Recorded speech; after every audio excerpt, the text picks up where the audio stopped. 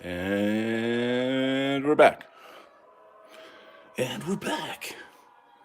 So, got some music on. Doing another evening of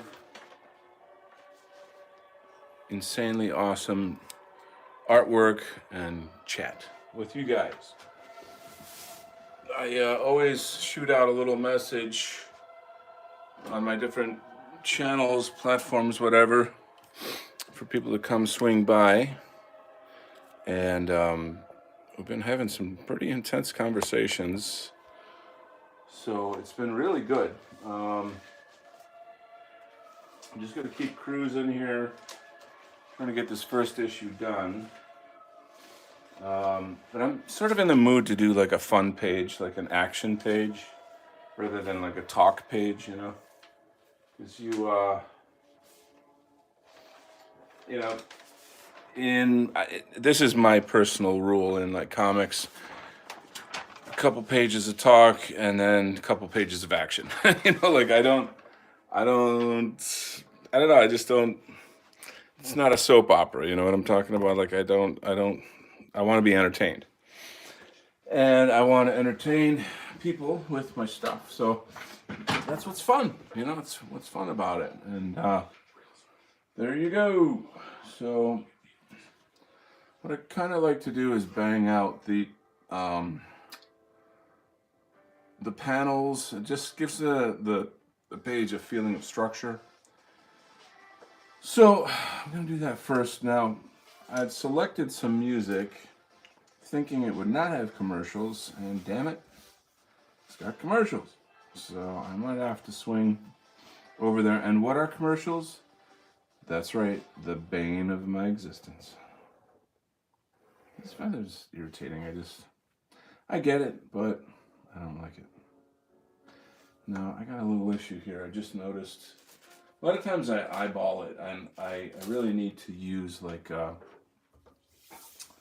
T-square or something that will line up, say, you know, the edge of the paper with the panel or something, but this one's going to be a little awkward. I'm going to have to just do it slightly crooked. Action scenes, or rather action panels in comics can be crooked. In fact, they sometimes should be, because it gives it's kind of like in film, they'll tilt the camera, you know, to show action or disorientation. Let's say, for example, try to make it symmetrical. This is like an inch, a little over an inch and a half. So I'll scoot that up here and beep, check it out. Isn't it amazing the sound effects that go with drawing? So whatever, there you go. Just got back from a little family dinner that was nice. It was short but sweet, I guess.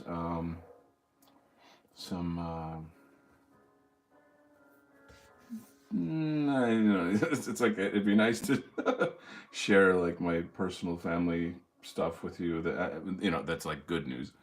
And but it's a little. I'm not gonna do it.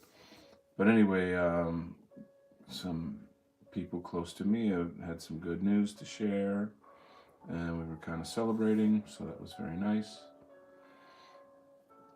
And there you go.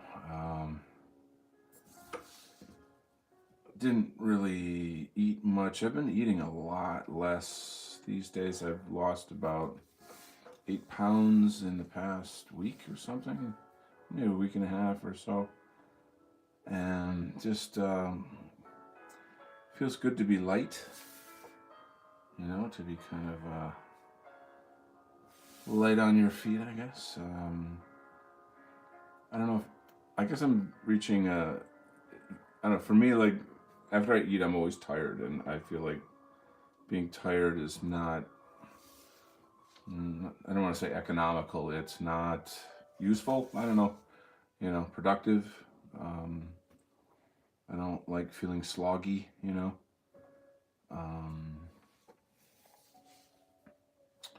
No kind of. So that's what it is, dude. Yeah, so this music is a little, it's obviously classical, it's kind of dramatic and moody, just like me, but also sublime and beautiful. And I wouldn't say that I'm sublime and beautiful, but um, one can try, you know. Anyway, so we got uh, about 100 viewers so far right now. Thanks for joining. I'm kidding. That's not how many we have.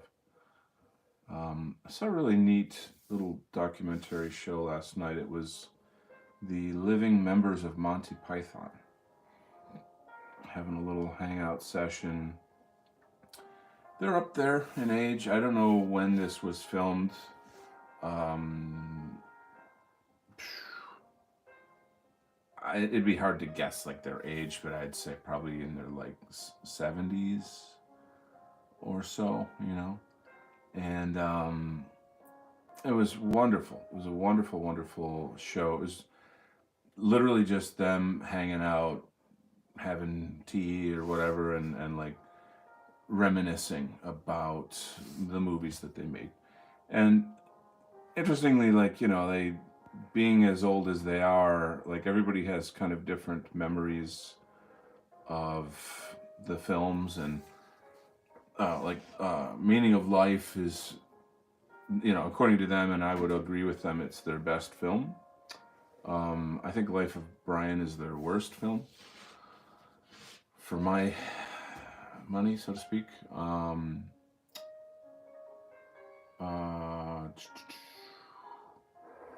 am I going with this? So yeah, the thing they were saying is that they should do a Meaning of Life 2 and just do all the skits that didn't make it into one, because they write, like they have this like massive writing sessions, you know, and then they try to select the best skits and then tie it together in some kind of a narrative.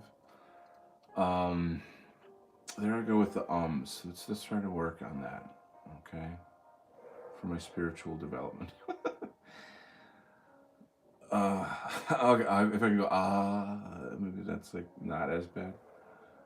So I'm super super curious what these other skits would have been. You know, knowing Monty Python's Meaning of Life and what a crazy great film that is. It just would be super neat to see that.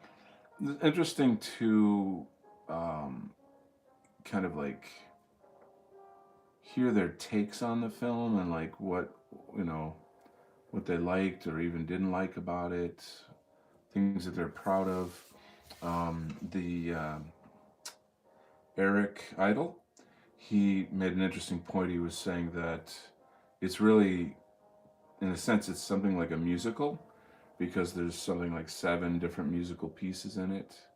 And he's the guy that writes and performs music for all anything and everything that they do. I don't think any of the other guys are musical. So it's a really nice extra dimension that he brings to Monty Python. It's quite cool.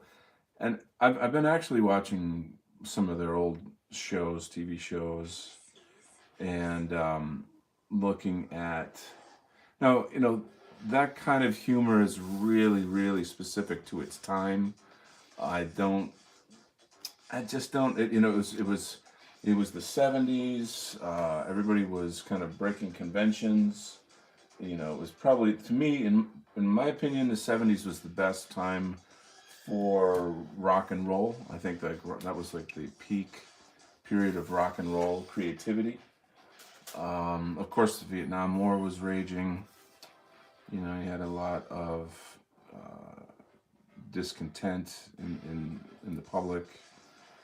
Um, I don't know. It seems to me like Vietnam was the first time that the public really didn't buy into the sort of, you know, war machine. You know, you know, like you had the Korean War, and then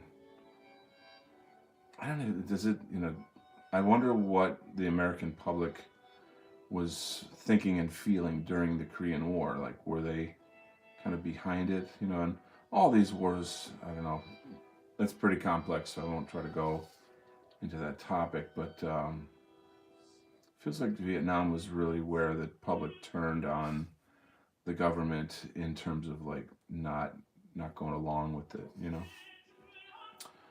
So in the spirit of all that kind of anti-establishment rebellion, you had Monty Python, and granted, in the white positive movement, etc., we're very, very, very plugged into Marxism, to all of that, and how the 60s and 70s was certainly the time where they were getting their claws into the West, and that was obviously a problem, and it's kind of the roots of how we got to be in the crisis that we're in today.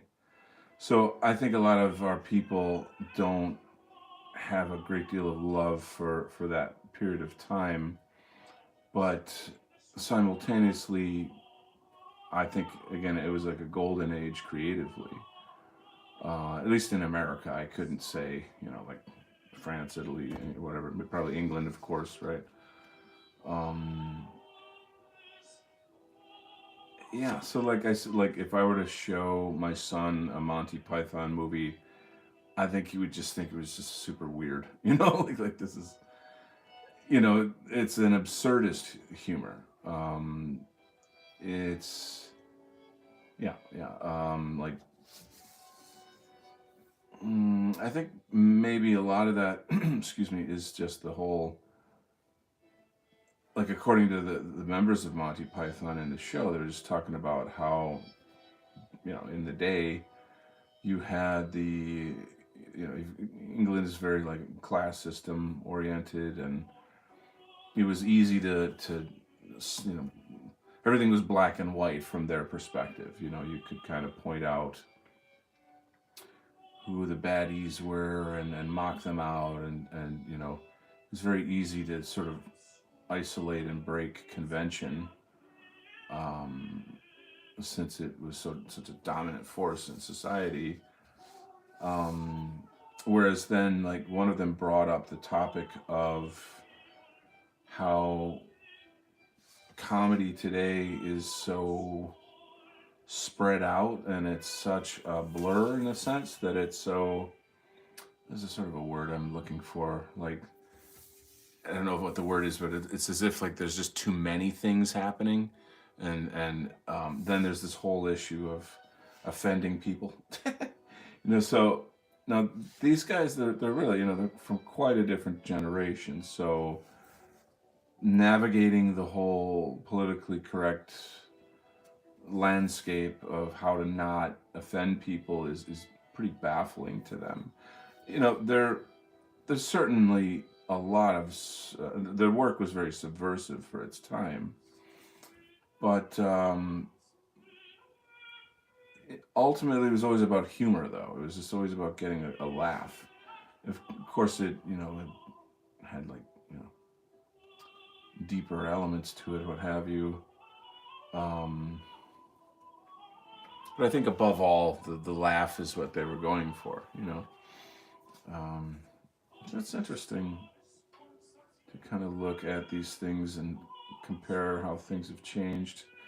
For me, I'm pretty, I'm not sort of tooting my horn here, but I'm obviously multi-talented. I have, music, poetry, art, and many, many forms of art. And then even the music is, singing and bass, guitar, recording, performing, original music, cover songs. It's I've acting experience, storyboarding for film. But the one thing I've always thought would be really wicked is to do comedy. And I'm, just like hanging out with folks or whatever. I'm really good with just kind of situational jokes that just spontaneously, being goofy and funny and making people laugh. I'm known as the funny uncle among my my nephews, whom I love dearly. And so that's a neat thing. But to actually write and perform comedy, I think, is one of the hardest things that there is to do. Um, yeah, and obviously I hate a lot of the comedy out today. Like what's the norm for comedy today is just pure shit. Most of it's just total shit. I just can't stand it. Um, so like imagine making like a kind of an ethno nationalist comedy. How freaking sick would that be? And talk about popularizing our ideas. Wow, because it's again, it's something about comedy that I don't know, like I think it's pretty obvious that it moves, it touches a lot of people, it impacts a lot of people. It certainly has its own little history of a kind of like political humor or what have you. And it has a certain political subversive nature to it. So it seems very much to me that we should endeavor to do this, and we're not like we're. I mean, our memes and stuff are funny among us. Like we get the jokes. Like I love Apu. I love Pepe. I mean, there's so many freaking hysterical clown world memes, and you know, that's just stuff that we all are quite familiar with. It's funny to us, but like I think we're alone in that, right? I mean, I don't know if alone is the word, but like it's just for us, you know. But again, I think it'd be really, really cool if I could come up with some sort of comedy that it would have to be. I don't know what them, not safe, but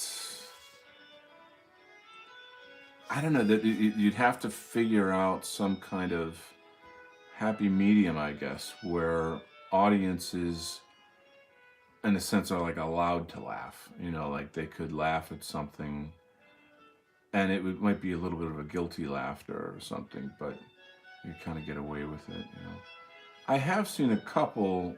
I mean, there seems to be, at least on like whatever Instagram or something, there is or there are anti-woke comedians that seem to be coming out now, and a lot of them will, I mean, they're comedians, so they work in New York City, L.A., like it's like the most liberal places, right? And you can imagine that's not easy to be anti-woke in those environments, right? So, but then they'll say things that are like, holy, whoa, can't believe he just said that. So it's kind of neat. Let's see if anybody wants to say hello and tell me who is here. We got the mighty Flash Gorgon Chatelet, the best Frenchman in the world. Okay, I mean, if you travel all of France, you will not find a better Frenchman than Flash Gorgon. This is the new Guillaume Fay, or Fay. I gotta get my French pronunciation straight. This guy, I'm telling you, jeez. So yeah, once I get going again with the shows and stuff, you and I have got to do some shows, some topics. I know timing. I think you're probably 5-6 hours ahead of me, but and they don't have to be like heavy. Like we got to prepare a lot of stuff. We can just you know express your ideas. You've got fantastic ideas, and I think they're important. People should learn from you. Your ideas are unique. Of course, your meme art is freaking sweet. So that would be a fun thing too, is to just kind of do a little catch up on what you've been doing. Because like I had you on Imperium Art ages ago. It was like early on in Imperium Art. Like it's one of the earlier shows. Um, I think you have a microphone now. Correct me if I'm wrong. And so, once you got your microphone, you'll be all set.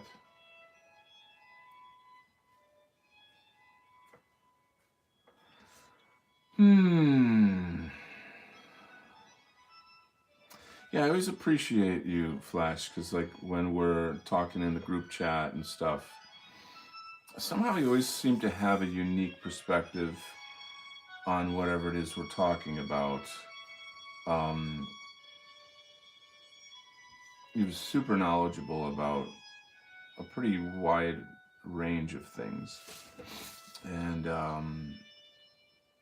yeah, Nullis kind of gave me this idea some time ago about like what he, the Anglosphere essentially, and like I think people in America, Canada, England, obviously, we are the Anglosphere in a sense, right? There's a you get it. So, and I can't remember the context of the conversation exactly, but he sort of pointed out to me how like that's a thing, and then we thought, oh, you know what we need to do is try to get more voices on from Eastern Europe, and obviously his thing is Hungarian culture, history, politics, culture, or whatever, etc. And then I'm thinking there's so little communication between, I guess, the Anglosphere and these other cultures, and largely because of probably a language barrier. Um, we see the news. We see like you know, whatever, I don't know. Italy just voted in a new leader, or you know, there's riots in Paris, or this, that, and the other thing. There's always news that we see and we're aware in a broader scale, right? That our people are struggling, but I just think it'd be very, very enriching to get your perspectives. And I know you're all humble and modest, and that's fine. That's good.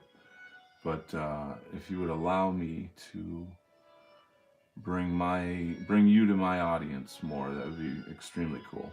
That'd be very cool. I don't know if I'm really digging this music. It's just so dour. Like sometimes I can be very, very dour, but I'm the Batman, that kind of sadness, heroic sadness. Um, I'm just not so much in that mood at the moment. So if you guys can maybe give me a second to pop on some other tunages, that'd be lovely. Who else is here? Is that Jay? Holy cow, Jay Lewis is here. What kind of pens do you use? And Monaghan Boy. Monaghan Boy has a kick-ass Facebook. If you guys want to see a kick-ass Facebook, go check him out. This here is actually a Japanese pen. I don't know how well. Let's see if I can adjust the light at all. How well you can see that. It's what this says right here. The translation is "Don is cool." No, that's not what it says. So it's called a Fudenosuke. Fudenosuke brush wa tottemo ii desu ga.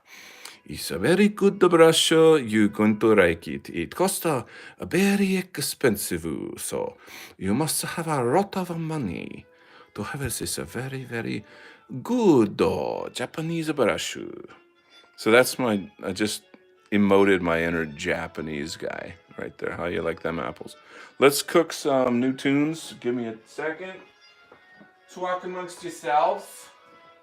I'll be there in a moment. How'd you like that Japanese accent? Was that sick or what? Totally. Alright, I'm sorry to make you wait. Here's a great album. One of my favorite albums after the commercial. We're about to listen to some hot tunages. Unfortunately, this I think is also broken up into commercial bits, but pop that on. ね、Japanese language はさ、very difficult. とっても難しいだよ。So, no, I did not learn that from watching fucking anime. Shut up. I'm kidding. I'm not really a mean person. Hello. All right, great. Good to have you guys here. Just gonna be cruising along. I'll be honest with you, like working in brush is really enjoyable. Working with like doing all the technical drawing, the architectural drawing and stuff, not so much. that's like that's like you gotta eat your vegetables and then that kind of part of the meal. It's technical. Whereas there's something kind of bouncy and fun and alive. Like the line work is alive. I don't know. I just prefer the brush. Luke Mason was on last night on the chat, and he was just admiring my line work, and it's touching. It feels good when somebody appreciates that and has something nice to say. There's another phenomenal guy in the White Art Collective right there.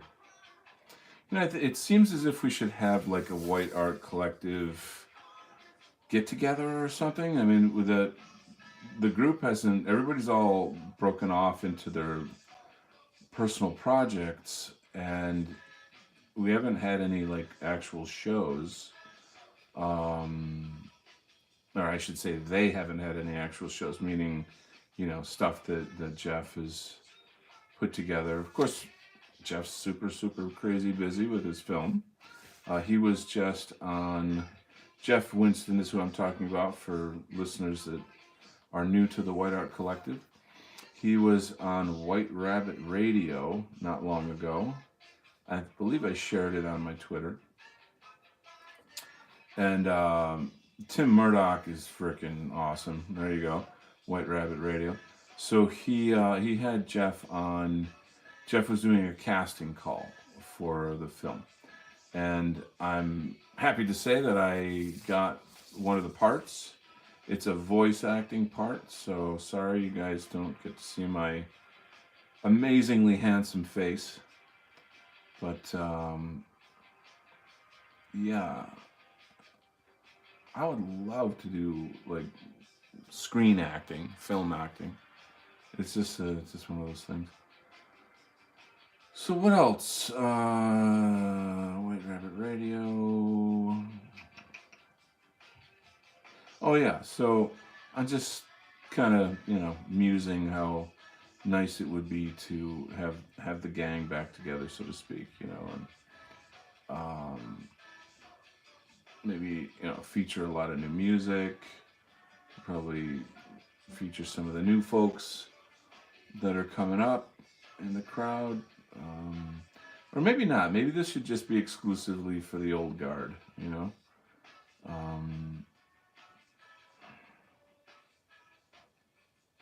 Just had so many cool memories, so many good times when the Wet Art Collective was starting.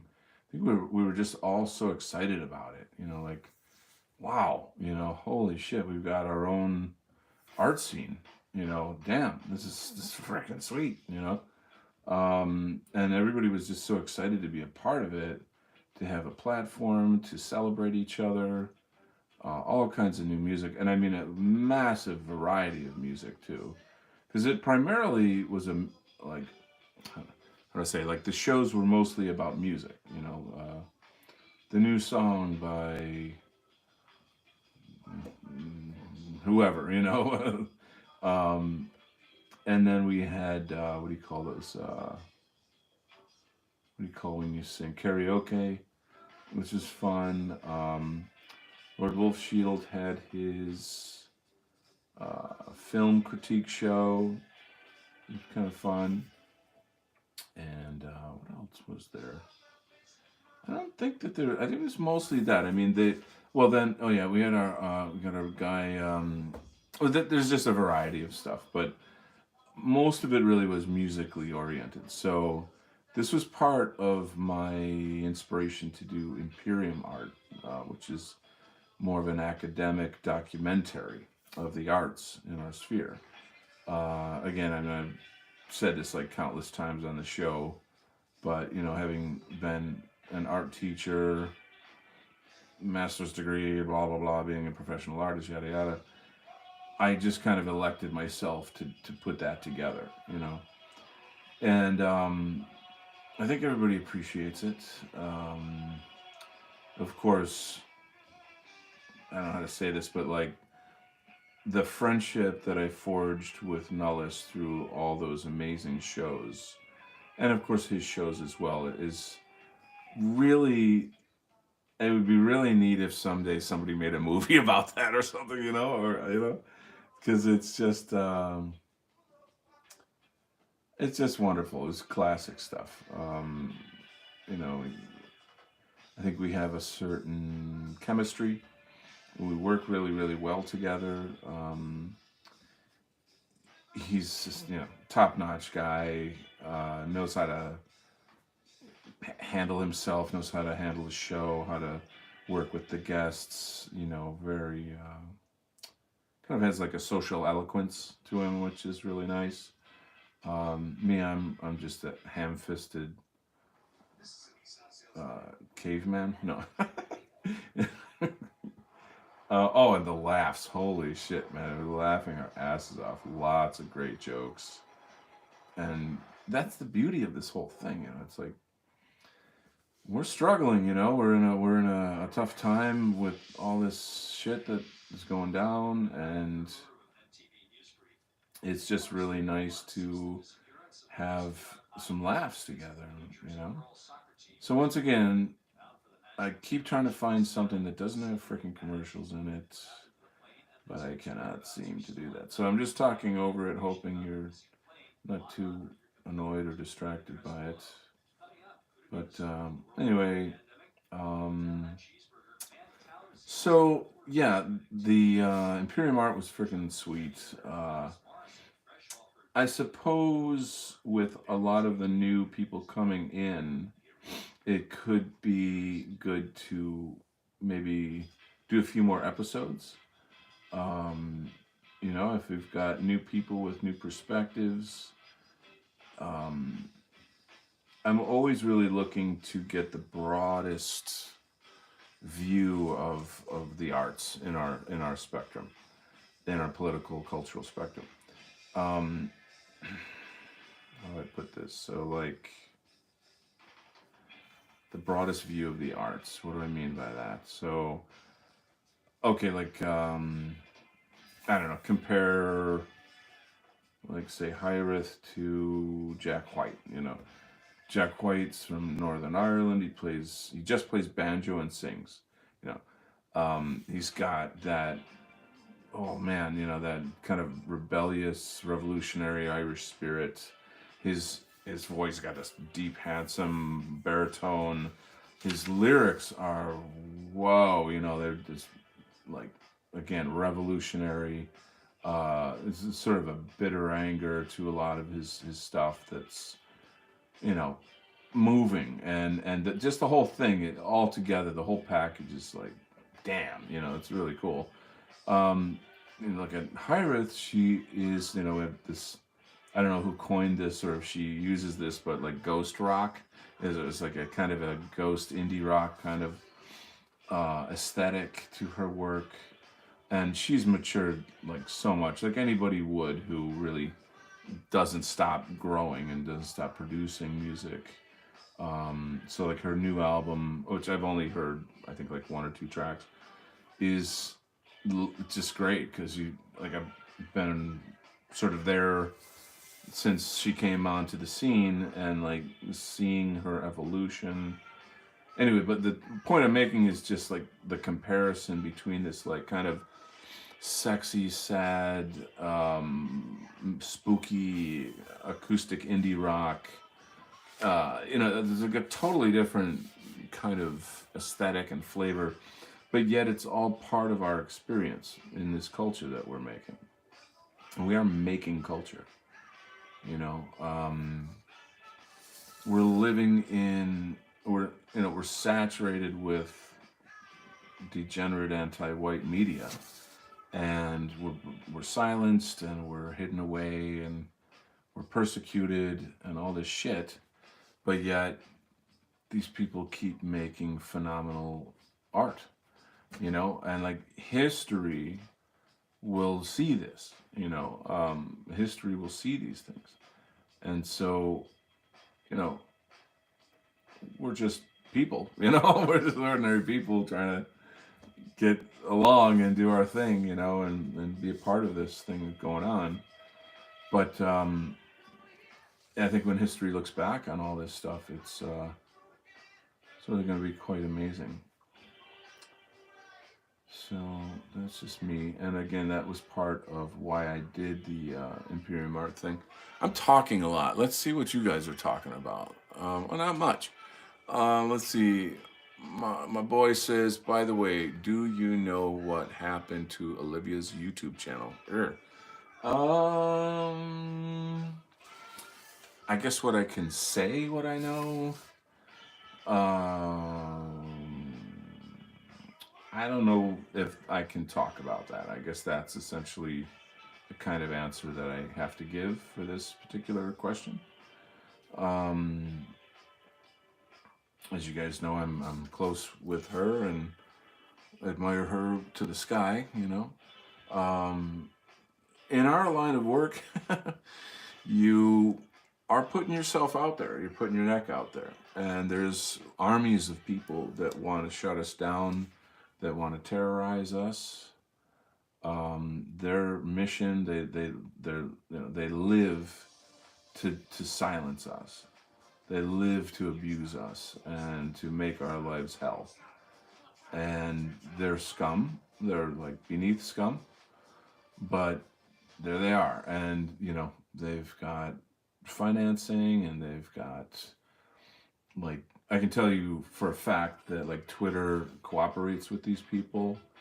Um, they have to have a lot of insider help. A lot of them are funded by various sources.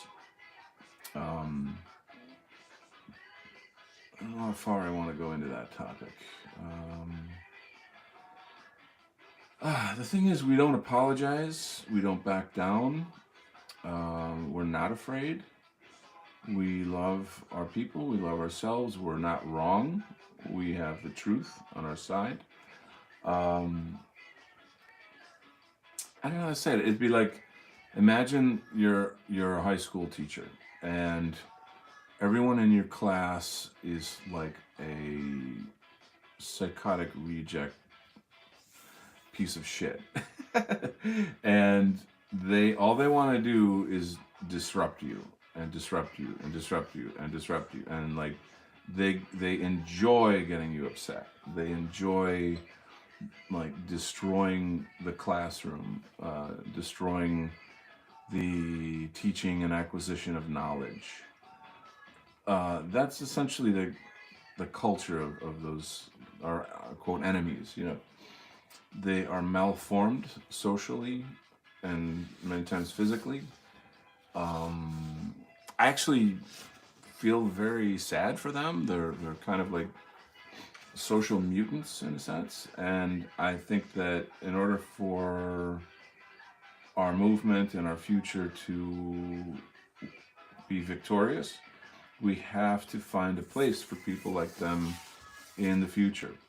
Now they want us dead, so it's not like they're they don't want to live peacefully with us or anything of that nature. But I'm just saying, in the future, when there's boys and girls growing up that are not like alpha males and chads and all that kind of that kind of stuff, then somehow or other we have to have a place for them in society, so that the dirty Marxists don't come along and use their pain and agony and social awkwardness as a weapon. You see what I'm saying? It's really the more kind of compassionate approach. It's hard to be compassionate to people who want to hurt and kill you or terrorize you, and I get it, but again, I'm sort of talking about the future, like what would be a good way to solve this problem, kind of thing. Um, so I don't know. Maybe I've revealed too much. Maybe I've said too much. That could be a thing. But I'll say this: she'll be back. Okay, so like, you don't have to worry, but she'll be back. Yeah. What else we got? What is? Oh, nothing. So what's on your mind, guys? What's shaking? What's going on in your life? You got any good news to share or anything interesting to say? Um,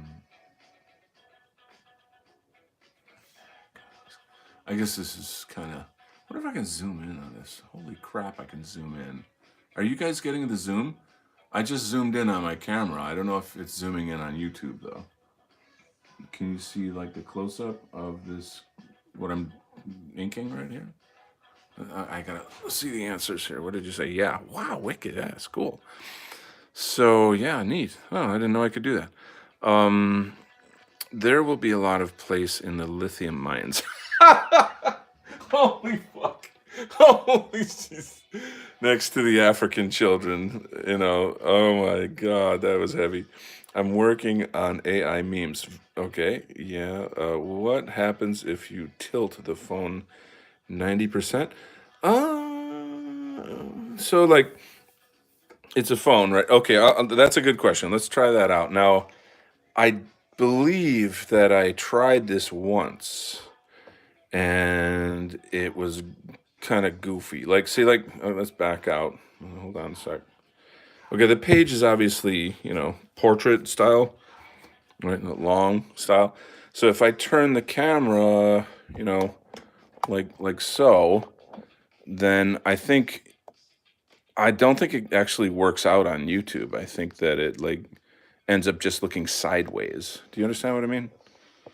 So hopefully I didn't screw up my setup here a bit. Let me kind of get back in order here. Yeah, it's still vertical. Yeah, so that's, I think, because of the nature of the phone and like the camera on the phone, maybe. I don't know.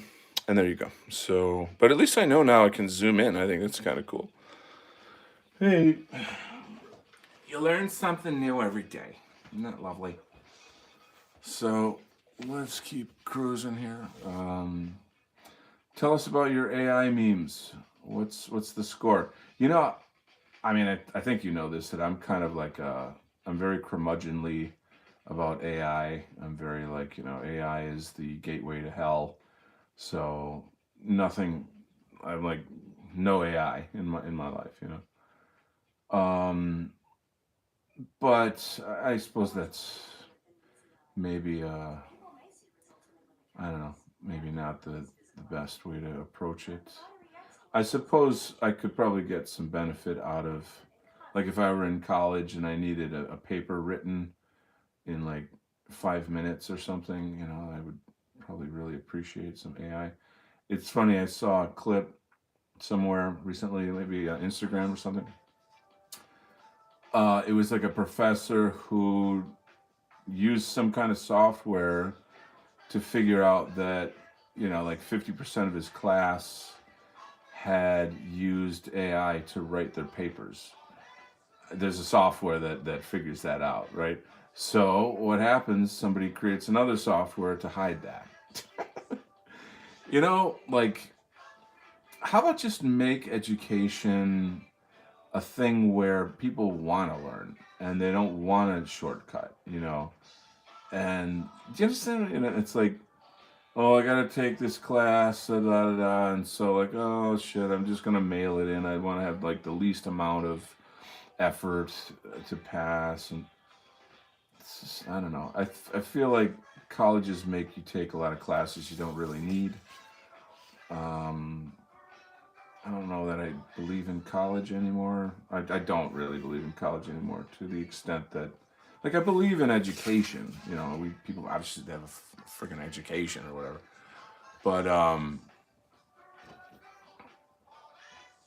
it's really the people running the colleges and the whole woke culture thereof. You know, this is something I was talking about in a recent show about a friend of mine who's working with a university or college or whatever you call it, and just the stupid woke policies and mentalities that they have that are affecting him personally.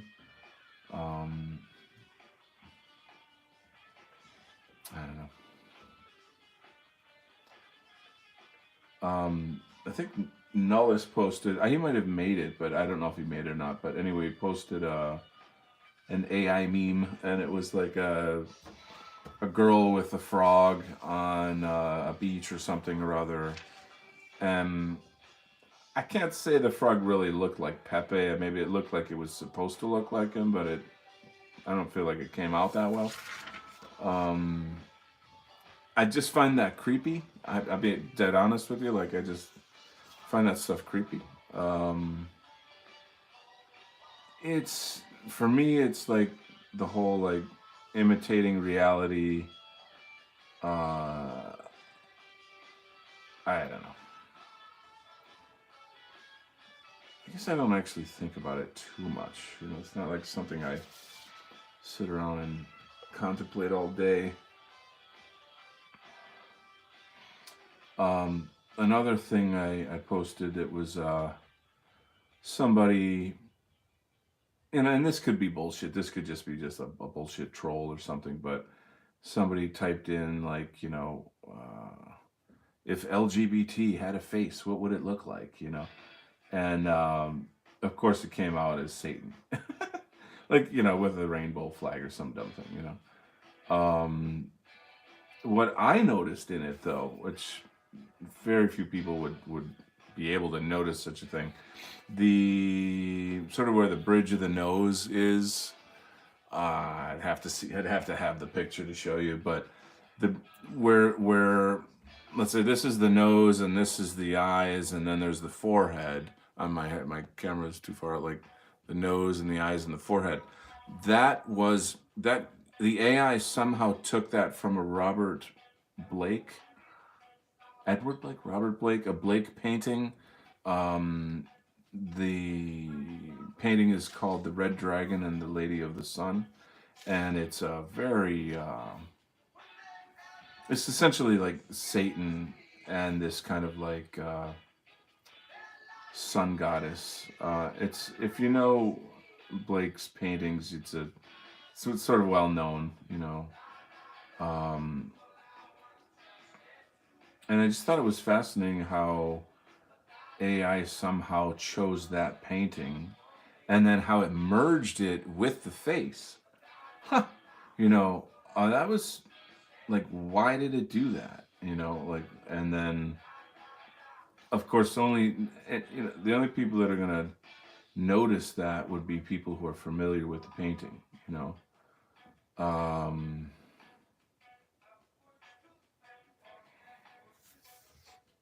yeah. So, there was a movie some years ago. It was a remake of The Red Dragon, which the Red Dragon came out in like I think the 80s.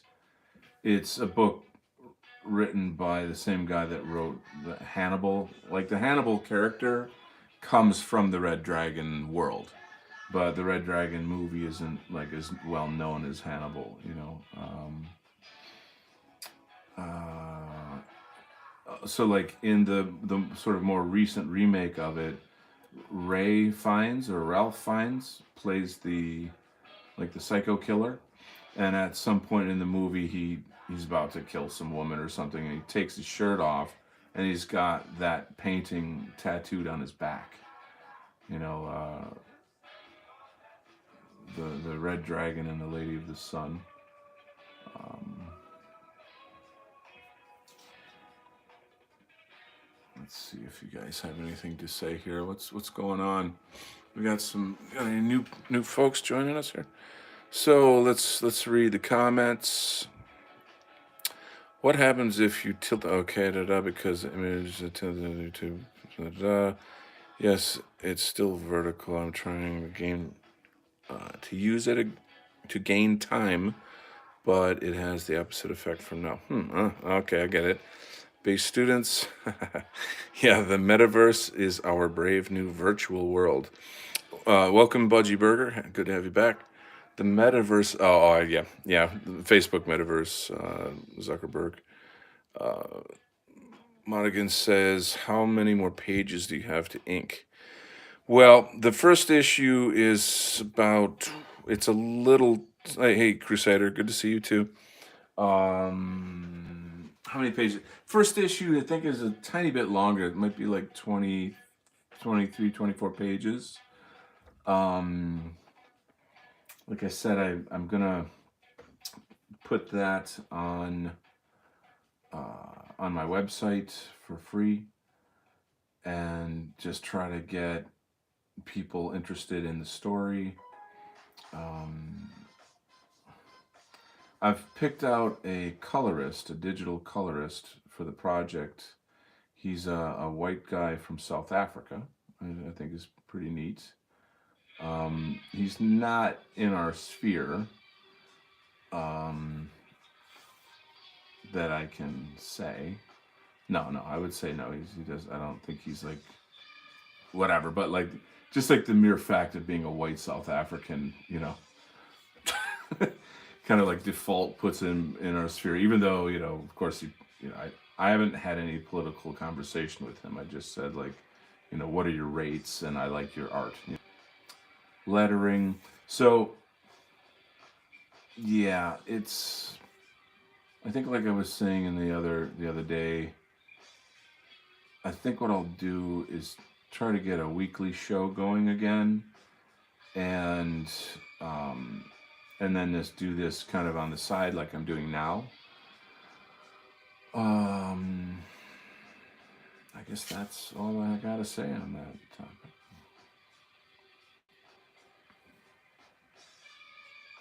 I could show you more penciled pages, but I always feel like the penciled pages are very, they're just very dim.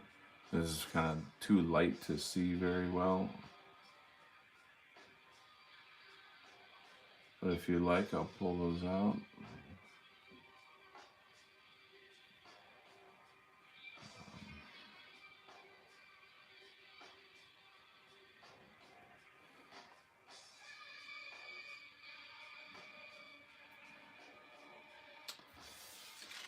So,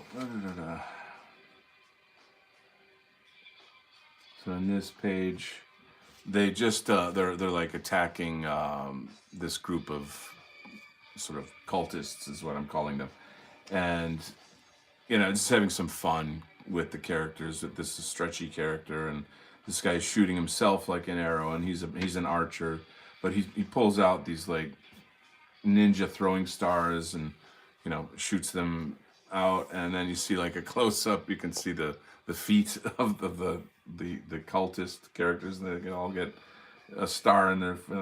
Here you would hear like they're all screaming from the pain of that. This dude here, he's got a kind of an electric or a laser shield or something. These are all the little kind of like bullets that would bounce off his shield, and this is where he's like, okay, there's too many of them. We got to fall back. The red rover character flies by and shoots like a kind of a sleeping gas type thing to try to, they're taking out this enormous group of these cult characters. Many of them are armed. They're trying to secure all the stolen weapons that they have. So this is just like a scene here. I see you guys are chatting a bit more. How many more pages? Yeah, I think South Africans can't afford to be too verbal and open about it. It's suicidal. my whole thing is like, I would love it if America could offer some kind of program to. Now, I know South Africans, and I know that they wouldn't really kind of buy this or go for this, but to essentially let them migrate here, because I really don't think that it's a tenable situation. I don't think it's going to work out well for them in the long run. I really, and these are people that just like us, right? Like in America, not France, but like in the sense that, we founded this country, we worked for this country, blah blah blah blah blah. Like we're not leaving. You know what I mean? That kind of attitude. But can you imagine for America what that would do for us demographically if we imported an entire country of white people? you know, like all the skills, all the you know. But I mean, America right now. My view of America is extremely, extremely shit. Like super, super shit. Like very, very, very low. And I don't hate my country in terms of like I hate the people. I hate the government. And like I guess that's the worst thing to say. But like I'm almost sort of taking it back and taking back that idea in the sense of like, well, why bring them here and then they have our problems kind of thing. But I think like, like let's say in the ethno state or when we win or, from that perspective, you get the idea. I think you know what I mean. So, I don't know. There's a lot of troubles coming, guys. A lot of trouble. Um, yeah.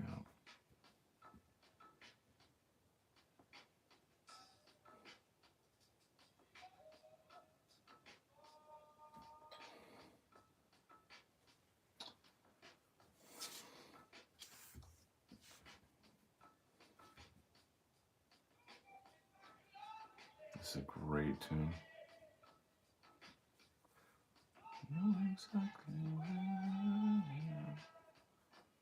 I always think like, well, if I don't play the music too loud, then YouTube won't notice. But the cool thing is they're always like, we're here to notify you that we knew you'd play that one song. However, it's not a copyright strike, so carry on. And I'm like, well, then why send me the message anyway? I don't know. But my feeling is like I'm talking, it's in the background. You can't really hear the music, like you know what I mean? Yeah. So I'm like, how is it really a copyright issue? I think you understand what I mean. I don't know.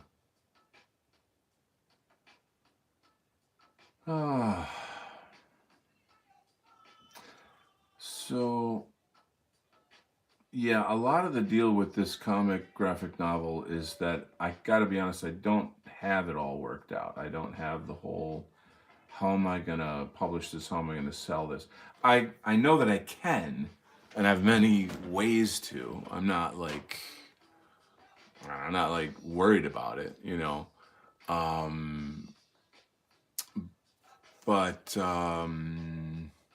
it's just going to happen. That's it. Like I'm doing this. I've been wanting to do this for freaking years. Like at least my dude's like maybe 10 years I've been wanting to do this. I've written many comic book scripts and this one is extremely like kind of time sensitive. Like I need to get it done before the uh, 2024 elections. Um, that's going to be the hot spot.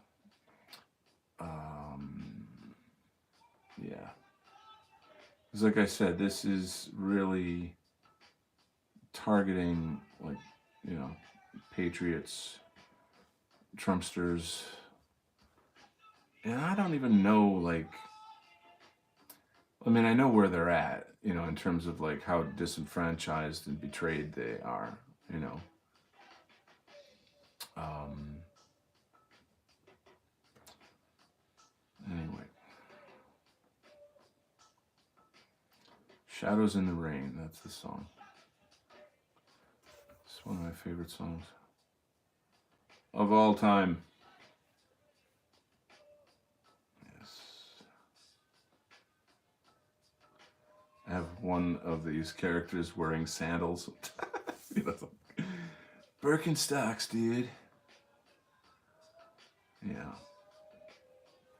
When you're in the arts, you know a lot of like hippies and punks and hipsters and stuff that comes with the territory. And I mean, I still know. Well, I lost a lot of friends, in the past, what, since like 2016 or whatever. But I've actually made new friends, and it's pretty weird because like I like to go dancing on the weekends, and the house music scene is, there's basically where I live. There's essentially two scenes. There is what I would call like a cool scene, and then there's a degenerate scene. And like the cool scene is just like literally that, like cool people. The degenerate scene is mostly like fags and trans and and all the people that support that, all the kind of creepy weirdo type people, Um, and I won't. I'll say that I've been friends. I don't know if friends is really the word because they're like just people that you sort of meet out. They're not like they don't come to my house. But and I'm the kind of guy that like generally gets along with anybody or everybody, or at least I try. And I don't know. It's like I at the how do I say this? Like where was I going? Oh yeah. So that's essentially what I mean about like meeting new friends, but a lot of them are kind of essentially hardcore liberal degenerates. And by friend, I mean like, people that I see out and I'll have a good time and then I go home. They're not like friends. I don't, obviously, I can't be like real friends with these people. And if they knew, oh boy, if they knew me and who I am and what I do, oh boy. But I'm there to have a good time. I'm not there to like politicize, I guess. You know what I'm saying? It's just in and out. That's what she said. Oh my God, I just made a dirty joke. I'm sorry. All right, you make me want to return to drawing. Franklin's here. Hey, man, it's been a while. Good to have you back. Why don't you return to drawing, man? Do it. Really liked it when I was younger. What is stopping you? Nothing. I command you to get back in the studio. All right, Budgie Burger says, do you ever feel that I like how all your words are capitalized. Do you ever feel that you want a heavy price to be paid for all the treachery? Oh boy, don't get me started. Don't get me started. We could go down some dark roads with that. Franklin says the Sonichu Gang. I don't know the Sonichu Gang. What is that? Is that like a Sonic video game thing or something? I don't know. Undercover. Help me out. So, Flesh Gordon, it's painful, but reaping what you sow is becoming my mantra. You know, reaping what you sow is a cosmic law. So, it cannot be avoided. You cannot break cosmic law. It's karma.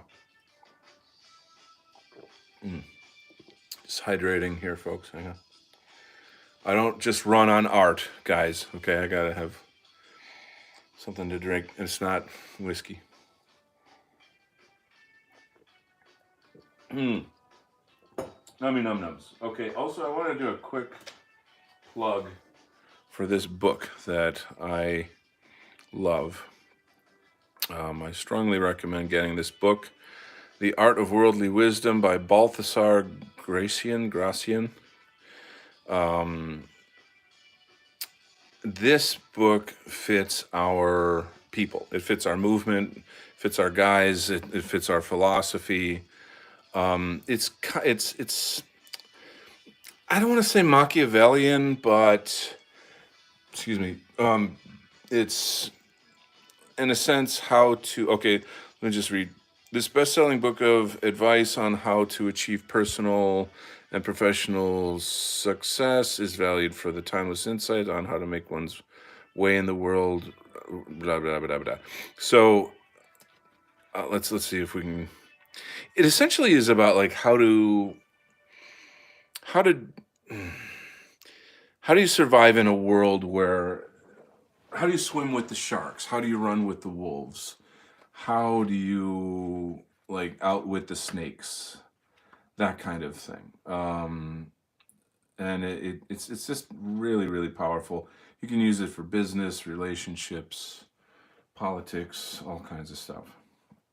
It's a really great book.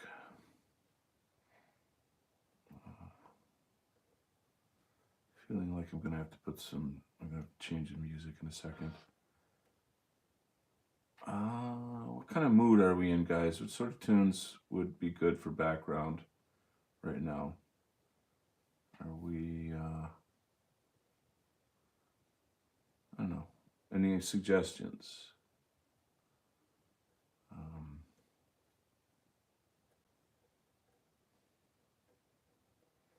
see if I'll take a look. Any suggestions? It's a reference to Christian Chandler who started wearing dresses. Oh, that's charming. Synthwave. Okay, let's. I'm gonna put on some synthwave. Hang tight. Yeah, let's do that. It's a good idea. Okay, that makes sense. Right? Synthwave mix. All right, coming right up, folks. Coming right up. Cyber City. Mm-hmm. Come on, pick it up. And of course, it has to start off with a commercial with some like lesbian-looking white woman who's telling me how to live my life. And here we go. All right. No. All right, so we'll get some synthwave background music here for the flow. And are you guys doing like other stuff right now? Are you, like Flash Gorgon is working on some memes. You guys doing anything while you're listening to my amazing commentary on the world?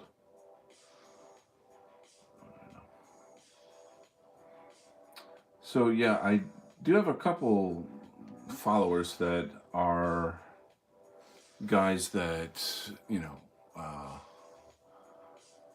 are either in the arts or trying to get back into the arts in some regard. So I strongly encourage that. Strongly encourage that. And I would also say that you can feel free to reach out to me anytime with any kind of questions you have. If you feel like, I'm out here on my own, I'm trying to figure this out, I could really use a hand, what should I do about this or that? Feel free to reach out to me, okay?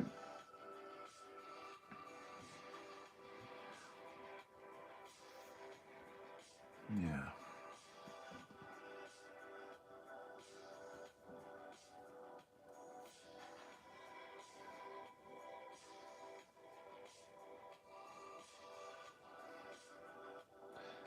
It's funny whenever you say synthwave, I always think of Syntheside, who was an Australian synthwave artist in the White Art Collective. When it started, he died about maybe a year or two into the time that he was in the group. Extremely sad and tragic. I interviewed him. He did a song where he took clips of my interview on I think it was whoa. I think it was No White Guilt's show.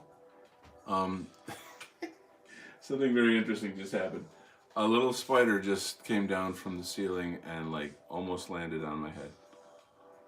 But magically, I got out of the way just in time. How bizarre. Whatever. So let's keep going. Not afraid of spiders.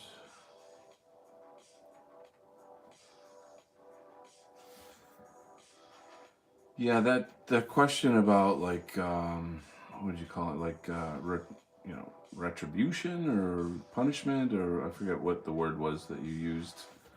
Um,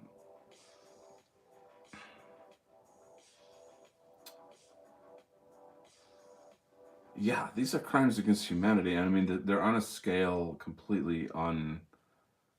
I mean, in history, there's just nothing like this. There's no.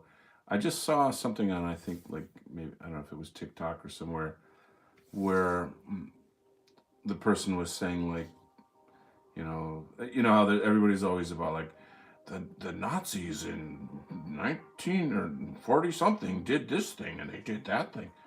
And she was talking about, like, human experiments or something. And then she says, you know, that's nothing compared to what the United States government has been doing to its own citizens for, blah, blah, blah, blah, and all that. And then went into talking about things like in the 40s and 50s, the government released all these toxins into the air in like the New York subway. Um, just like fucking crazy ass shit. And we've heard various different kinds of stories. I forget what a lot of them are. Like they're fairly well known in like the conspiracy community. These kind of. There was one they did on blacks.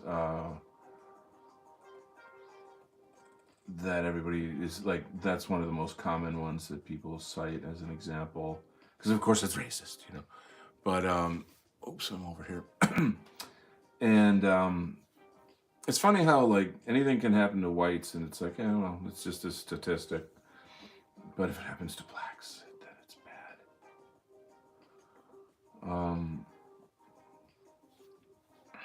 Anyway, will there be retribution? Will there be punishment? Where we're standing right now, it doesn't look like it. It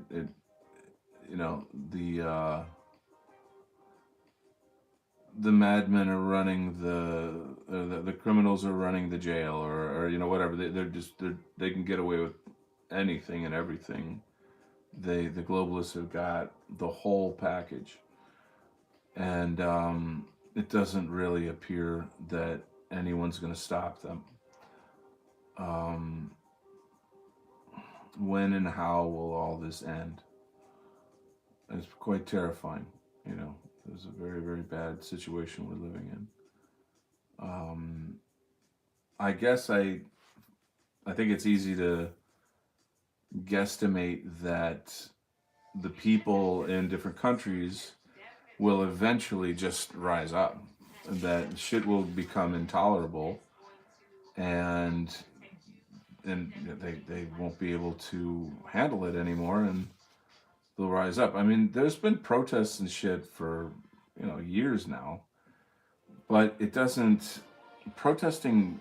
I've never believed in protesting. I just want to throw that out there. Like I just think it's a bunch of people yelling in the streets.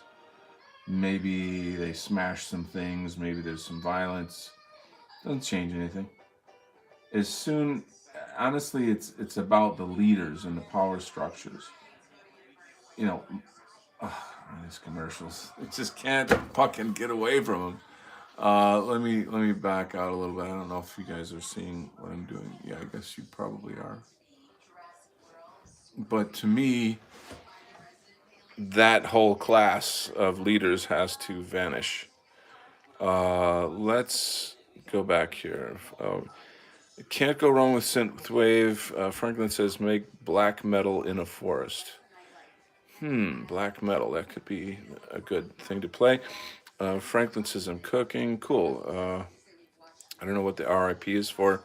Oh, for synthwave. Yeah. I like to draw and listen. Good. Definitely do that. Flash. F to his memory.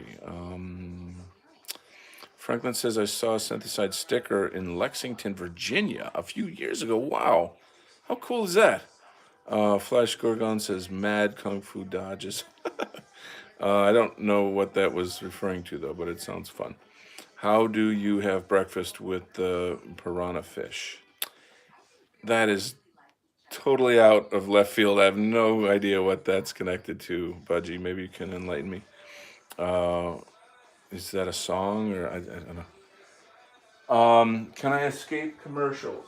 Is the true question, and I don't know if that's gonna happen, but I'll at least have to shut it off and come back to the table.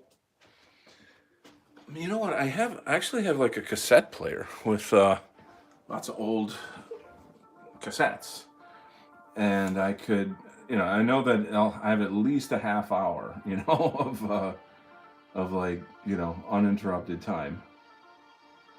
So maybe I'll hook that up to kind of find what I've got on there. It's a variety of stuff.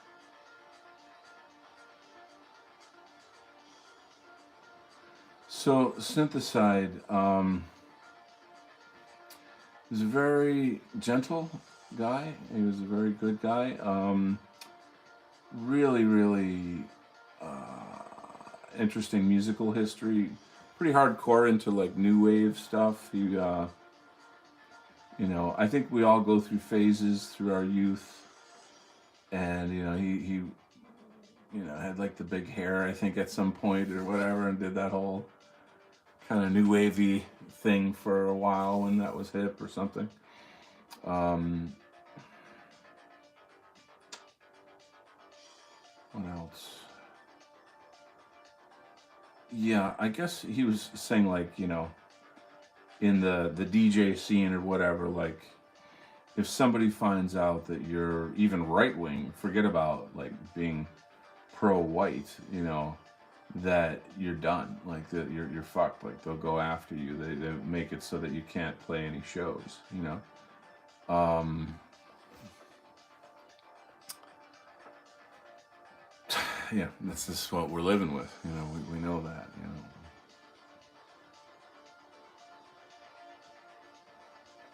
Mm. But yeah, if you guys want to hear the interviews, you really just have to look back in my channel, and you'll see some cool interviews with him. And he's an important part of our history, the White Art Collective history. Yeah. So I don't know which one of you guys are on my Telegram, but I had a pretty inspired, intense. I don't want to call it a spurg, but like I like a very very intense inspiration today. Um, so a number of different things that kind of came together for me, um, and I commented on. Um, and the bottom line of it really is just that, you know, the movement, what do you want to call it, the alt right or the dissident right, etc. It's moving on as time is moving on, but I feel as if like a lot of us are not moving on. Like we are kind of trapped in a, oh, I don't know, it's just we're negative. And I'm negative. I struggle with the black pill, and I'm not gonna try to, you know, I don't know, like you can't lead if you're not the thing that you tell other people to be. You can't be a hypocrite like that, right? So it's just been I can't deal with these damn commercials. I gotta find something to put on. Sorry guys, but anyway, what I'm trying to say here is that I'm making a change in my life where I'm trying to focus more or get back to my spiritual development. And that's not telling you to follow me and on that path, that's my path. But rather to encourage everyone, though, to have a path and to try to work on getting better at whatever it is that you practice. Taking it more seriously. I think that my kind of conclusion in a sense was like, we're bombarded with negative media on all sides. We're bombarded with degenerate. I don't know. You guys know what we're dealing with, so I don't have to reiterate that. And essentially, all of it is designed or meant to break our spirits. So, what does that tell you? You should fortify your spirit. In the end, you're going to leave this planet. You're going to die. We're all going to die. And that's just what it is. The sun's going to come up tomorrow. The winter's going to turn into spring, and turning the page, this is it, right? So in the time that we're in this theater called life, let's be the best that we can. But the point of it, though, is to leave here with our souls intact. That's the key point.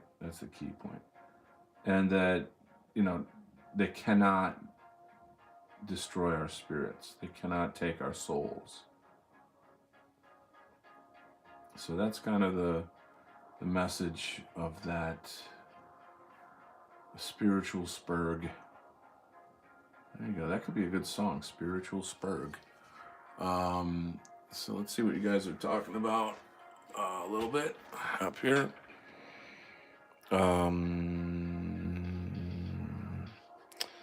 I need ad block. Yeah, it sucks. Drum machines are far right. Well done. I dig that. Flash Gorgon says Syntheside was based, but in a positive way.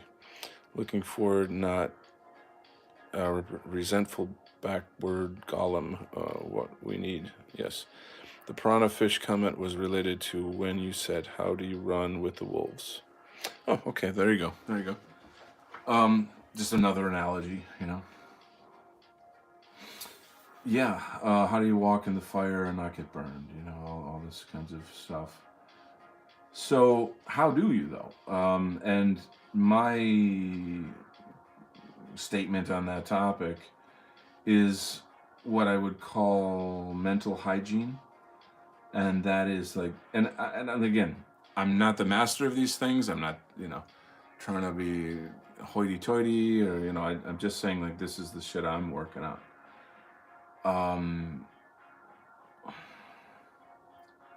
It can be really enraging to see all the shit that's going on. Like I posted on Twitter the other day that 40% now of my feed are videos of black people beating the shit out of other people, both black and white.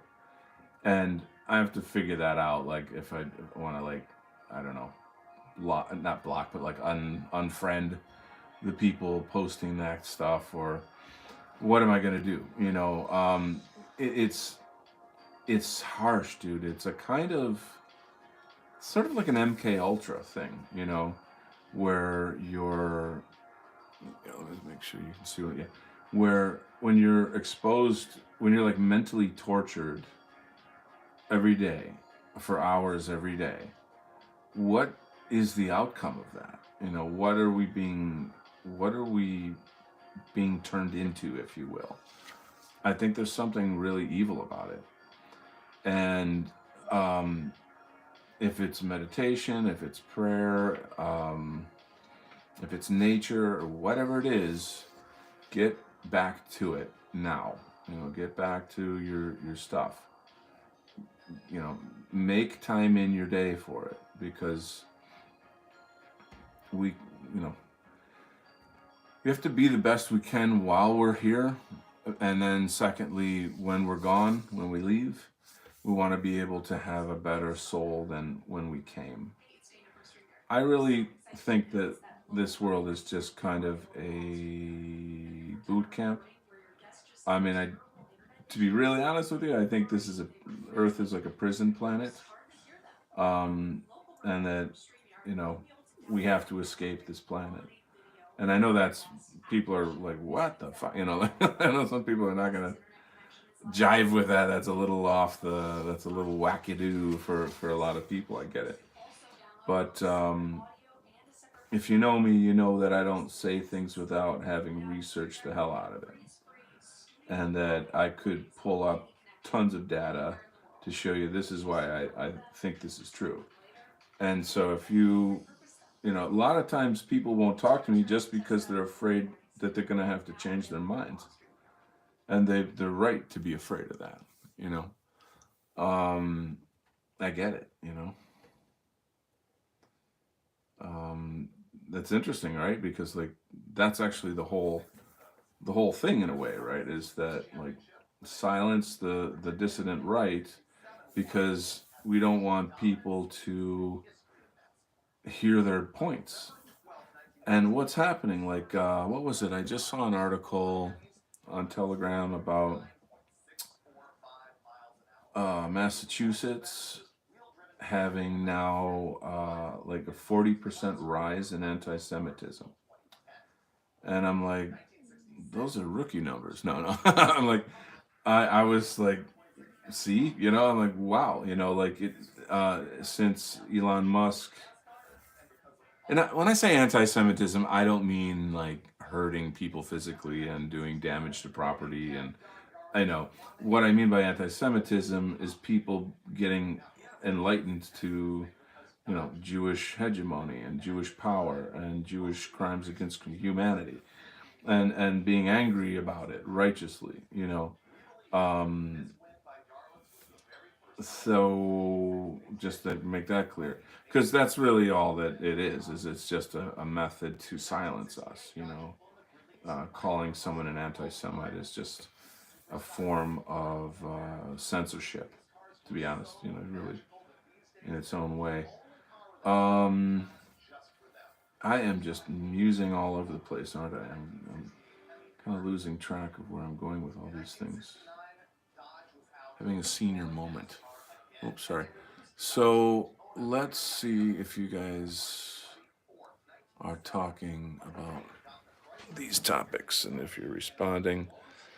Um, Took a break from Telegram online political content for half a year. Marin Crow, welcome to the community. Good to have you. And Marin says, so kind of out of the loop regarding dissident rights sphere. How's it going for you and the Imperium Arts? Excellent question. Let me quickly read the other things and I'll get back to that. Franklin says, dun dun dun dun. Did I get that right, Franklin? Jack Vance Kirkland, welcome. Welcome to the crew, Jack. Awesome name, too. A shout out to the Boston boys. My Boston boys. Yes, yes, my people. Good Irish guys there. Oh, yeah, my Irish pride is showing. Sorry. 131, if you know what I mean. Um, don't dox yourself, Donald. So Marin's asking, how is it going for you in Imperium Art? So, um, I took a year off. I took a year off. I don't know what you've been up to, where you've been, but my mom passed away, and it was a profoundly bad thing. I'm not going to reiterate all that. You can look at the videos on my channel to look back at that. The White Art Collective ran a crowdfunder for me to help out with all kinds of troubles that I had. I lost half of my family, abandoned me over it because it had to do with her not taking the vaccine, which it's a very, very complex thing, and I really can't get into it. Um, I'm anti-vax. My mom was anti-vax. She was a nurse for 60 years. This was her choice. She was totally educated. But a lot of my family are like drank the Kool-Aid. They're on the Democrat plantation, if you will, whatever. And so they don't talk to me anymore. And I'm really as good as dead to them right now, which is very, very, very harsh. So this is the kind of shit I was dealing with in the past year. As a result, I hadn't done any shows. So yeah, these commercials are killing me, man. I can't. Hang on. I gotta do something. Maybe I'll just throw on that classical guitar shit, because like at least it doesn't have commercials every 10 seconds. Um, and classical guitar is not shit. And I will get to your answer as I am trying to. Ah, lovely. This is the Russian guitar player. I forget his name. Yuri Androv, I don't know his name. Anyway, he's from Russia. He's good. Good guitar player from Russia. So, Imperium Art. It's funny because I was actually talking about that a bit earlier in the show, saying like it's time to get back to doing a regular show. Will it be Imperium Art though? So there's a huge new influx of artists in the White Art Collective, and they're not like the White Art Collective's not doing the kind of shows that they were doing. So I've had the idea of having like a feature show where I can feature all these new folks, and their work, and introduce them to the community. I just think it'd be cool. I think you can tell that would be a very cool thing. Um, Let them show their music, their paintings, yada yada yada. So I'm gonna be going. I'll be offline for a while. In like probably a week, I'll be jumping offline for, I don't know, maybe 2 weeks. Which sucks to say that, but I got something big going on in my life, and I'll be out of the picture for a while. Um, Consequently, but when I come back, I'm gonna come back with a bang. And will it be Imperium Art though? I don't know. I like Nullis is always like, yes, you got to do that, you got to do that, and I'm, of course, Nullis was the co-host, right? I don't know. It's just that feeling of like you sort of don't want to repeat what you've done. Then at the same time, it's like, well, you've built like an empire, so to speak. You've got this gigantic thing that you built, and why would you not continue with it or whatever? I think that how I look at it is mainly that like if there's a reason to, you know, if there's like somebody new on the scene or something important to cover, then I would do a show. But if you do it in the way where it's like I got to do a show every week, then I have to fabricate art. I have to fabricate meaning that doesn't necessarily it's not necessarily there. This is the problem with the grifters, is that every week they got to have something to talk about. And of course there's no shortage of outrage out there, but to me that's low quality. That's like not what we should be doing. um I'm not trying to like name names or something of that nature, but you see the general concept. It's like to do the show for the sake of doing the show doesn't really make sense in terms of Imperium Art is um, it's a documentary of the arts in the right wing. And but yeah, and like I said, there are many new artists and creators, musicians. So there might be like Imperium Art 2.0, which could be a pretty cool thing. I'm like an admin in that group. I don't really admin the group though, just because like I can't. I'm like over my head in like media consumption as it is, sort of. Like I don't know. I just don't have that many hours in the day to do all that stuff. Oh yeah, you can see. Okay. But they're on my radar. Put it that way. So I guess that is the answer. Um, which one of the Imperium Art shows did you like the best? That would be my question to you.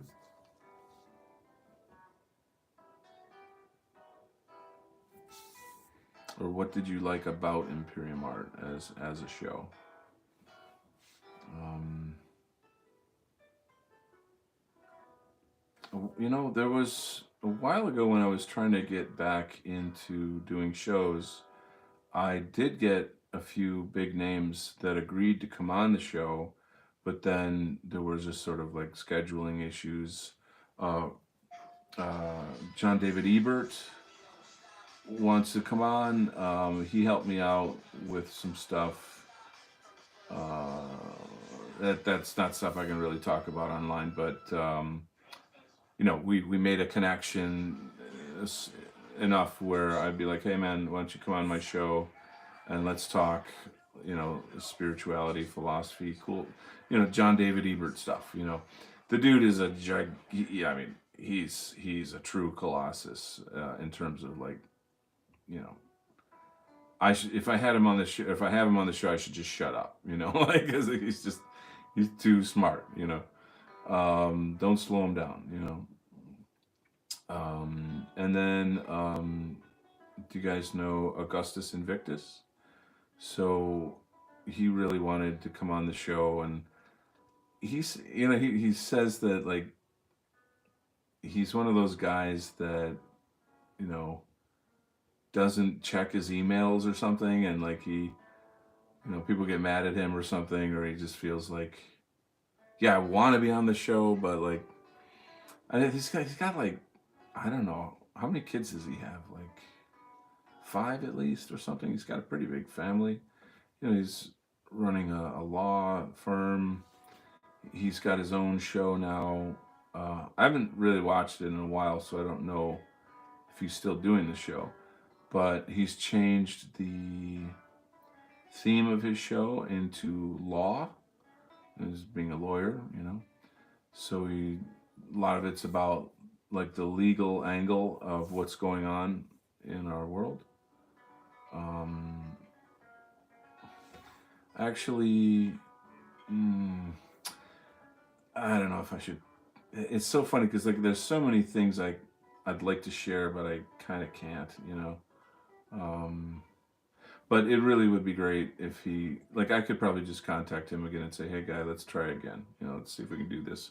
That'd be freaking sick to have him on the show. I'd love that. Um,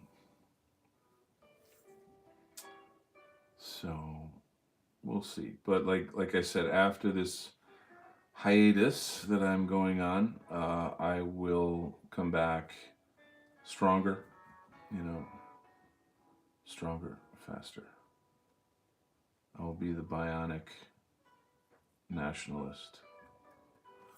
I don't know if anyone knows that reference, but let's check out the chat. Let's see what you guys are talking about.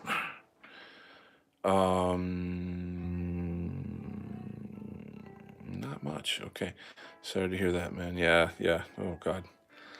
It's just too heavy. But like that topic of my mom passing is is integral or essential to this transformation that I'm going through, where I'm like encouraging people in the movement, dissident right, etc., to focus more on our spiritual health. Um, I think a lot of people do. I mean, you got a lot of like sort of trad caths out there. You got people in the what do you call it, Orthodox community, and there's different stuff going on.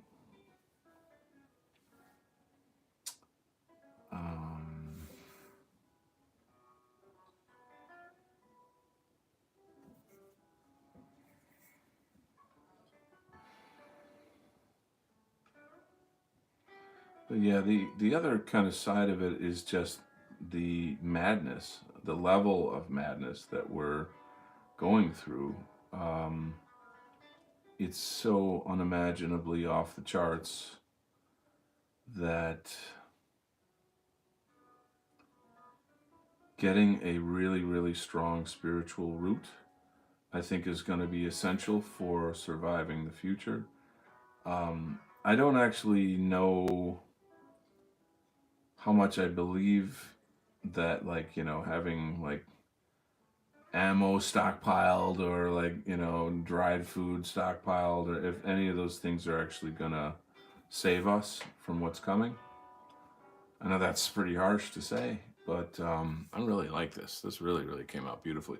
That's the shit I love, is like really powerful shadows and light work. That's funny because you could even say that about life. Shadows and light work. Maybe I'll zoom in if I can a bit on that fella. Let's go back to the comments. Julius Immersibliss. That went right over my head.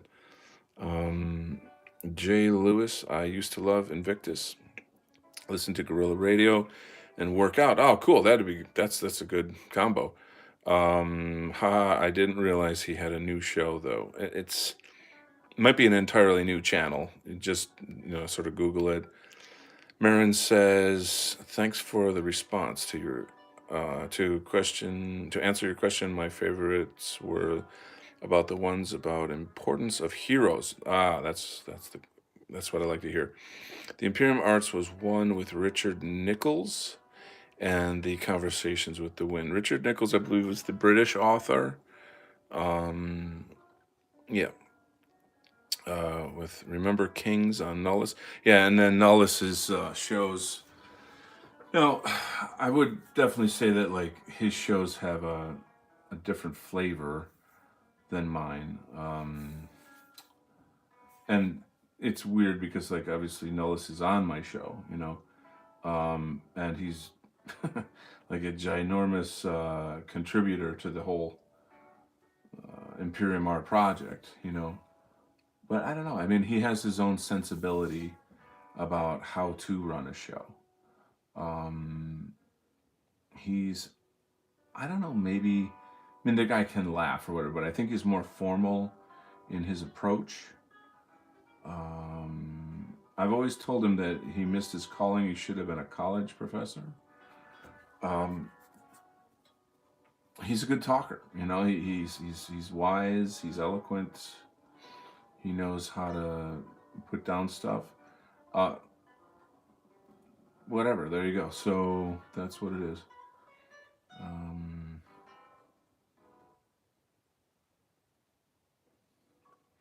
For me, I think when I'm on a show or I'm doing a show like Imperium Art, I get into a different mental mode. Like there's a switch that goes off in my head, and I'm like hyper super focused. I'm like laser focused, but I'm also in a kind of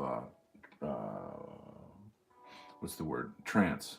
I mean seriously, it's a sort of a trance state where I'm so intensely focused on whatever it is we're talking about that I'm trying to, like, I'm listening to someone talk, and I'm, absorbing all of the information and calculating also, like, what would be an interesting thing to say to respond to this. Could I add to this topic? What insights am I gaining? I always had this idea of like searching for what I call the gold, like the gold, or you could be like the golden moment or something. But the point being that like when you have a guest on and you got a topic,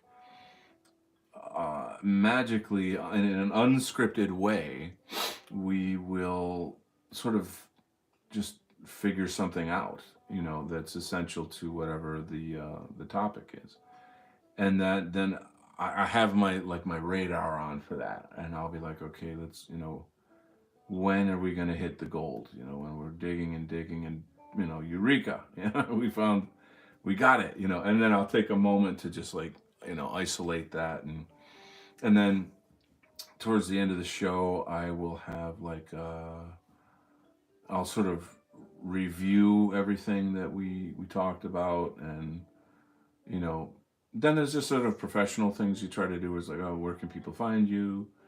Any last comments or questions? And what I didn't do in Imperium Art is I never had audience engagement, and that I don't think it's appropriate for that. I mean, but at the same time, there's that feeling of like, you know what? Maybe the show could have been better. Maybe people in the audience could have had questions that I couldn't have thought of, like that kind of thing. But I don't know, and this is probably not good, but like it might have been a little bit of ego or pride or something that was like, well, I want control. I want creative control of this. This is my show. Um, and I'm not generally that way, but at the same time, it is my show. So I would like to have a sense of control. You get the idea. Anyway, thank you so much for asking and for caring and for watching that show. Um, I'm really, really proud of that. But I got to do more. I've got to outdo myself. So this graphic novel is gonna be off the charts. You guys don't know the story, and I just like allude to it as I go, but when it finally comes out, it's gonna be explosive. Um, let's see what else is being talked about. Checking the chat. The heroes topic could be something I could muse on. I think it's really critical. Um, Commercials, or as we call them, adverts, are hell. Yeah. So if you call them adverts, then you must be in England then. Marin says, because I don't know everything about you guys. You're an icon and a name, and like with the things you say. And I'd like to get to know you much, much better. And then the more we hang out, more we can. Marin says, by the way, do you know what happened to Remember Kings by any chance? He kind of disappeared without warning last time I checked. So I don't know, for starters, but I would say that this is kind of a thing that happens a lot, I guess, in our community. Is you get people that, you know, they come on and they got really cool stuff, and they're a big part of what's going on, and it's all cool and groovy, and then for whatever reason they just kind of disappear. And it's not that they stop being in the movement per se, but life happened, or maybe they got doxxed, or maybe they got a new job and moved away, or I mean, there's like, who really knows? Nobody can actually answer that question. But that's the thing. Like, how do I say? It's tough to be in this game. It's not a game, but you know what I mean. It's tough to be out there making content regularly. I certainly get off on it. Like I love. I don't know how to say it, but it's just like a really great joy to be able to contribute to this community and this cause and leave a mark. And I'm always kind of like historically minded. I'm always thinking, there's going to be another generation to follow. And like, what media will they have? Like when I first came into the so-called alt-right, etc., I not scrubbed, I searched the internet for uh, American Renaissance videos and Richard Spencer videos when he was the original Richard Spencer. Um, Everything and anything about us, Red Ice Radio, uh, and then I found the White Art Collective, and I kind of found a home. You know what I mean? So, um, Anyway, on the topic of heroes, so this is a critical thing. People, first of all, my personal thoughts on like superheroes, which are a type of, I would call those American mythology. To me, I believe that this is American mythology. We don't have, you know, Greco-Roman mythology or whatever. And yes, we could consider that. We could kind of adopt that or what have you. But this is my personal take. Um, and it's the importance of mythology and heroism is greatly understated and or rather underappreciated, misunderstood, or I think underappreciated is my main sentiment here. We are manipulated the way we are by the Jews because we don't know our history. We were cut off from our history, and or we are constantly seeing portrayals of ourselves in a negative light. And so the Jews know the power of myth. You know what I'm saying? So like they know. So we had better know. You see what I'm saying? The narrative of a people is embedded in their mythology. And so that's what this is. I'm myth making. That's what I'm doing. It's myth making. I'll tell you guys, because you're watching my show, that I'm going to kind of do this, a major spoiler alert, that the story of Militia Man is his transformation from a kind of a normie MAGA Trumpster to a fascist, and how he gets there. And everything that he goes through, he is the embodiment of everything we used to be. And then all the trials and tribulations and sacrifices and loss and realizations and education and all the transformations that we go through will be embodied in him. And then he will symbolize that for us. He gets a totally different, his uniform changes, his lot of changes. He actually has three different manifestations from like three different stages of his development. The death of his friends, the other characters in his team, is one of the first transformations that he makes when they get killed by Judeo-Christian news in technically the first issue. At first he doesn't, he escapes this thing, and he's told like you weren't, they wanted to kill you too, like, but you're special, there's something different about you. You are half, technically you're like half angel in a way, and he's can't accept this, and there's no place for fascism in America, that whole bullshit narrative. But then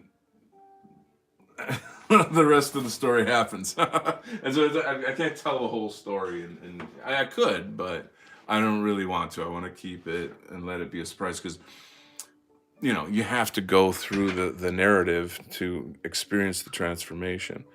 So we got a lot of comments here. I'm going to respond. Visible Trauma 69 is here. Hi, I'm new here. How's your life? Welcome, Visible Trauma. I'm going to read all the comments and jump back first. So, lawyers are bound by law. Okay. Good one, Budgie. I am very, play on words, good word. I'm very confused. Educate me on what's going on here. Okay, we all pretend to be the heroes, but what if we're actually the villain? Or at least, what if we are the villain on the other side? Budgie's saying it's a guy who draws and has a conversation with strangers.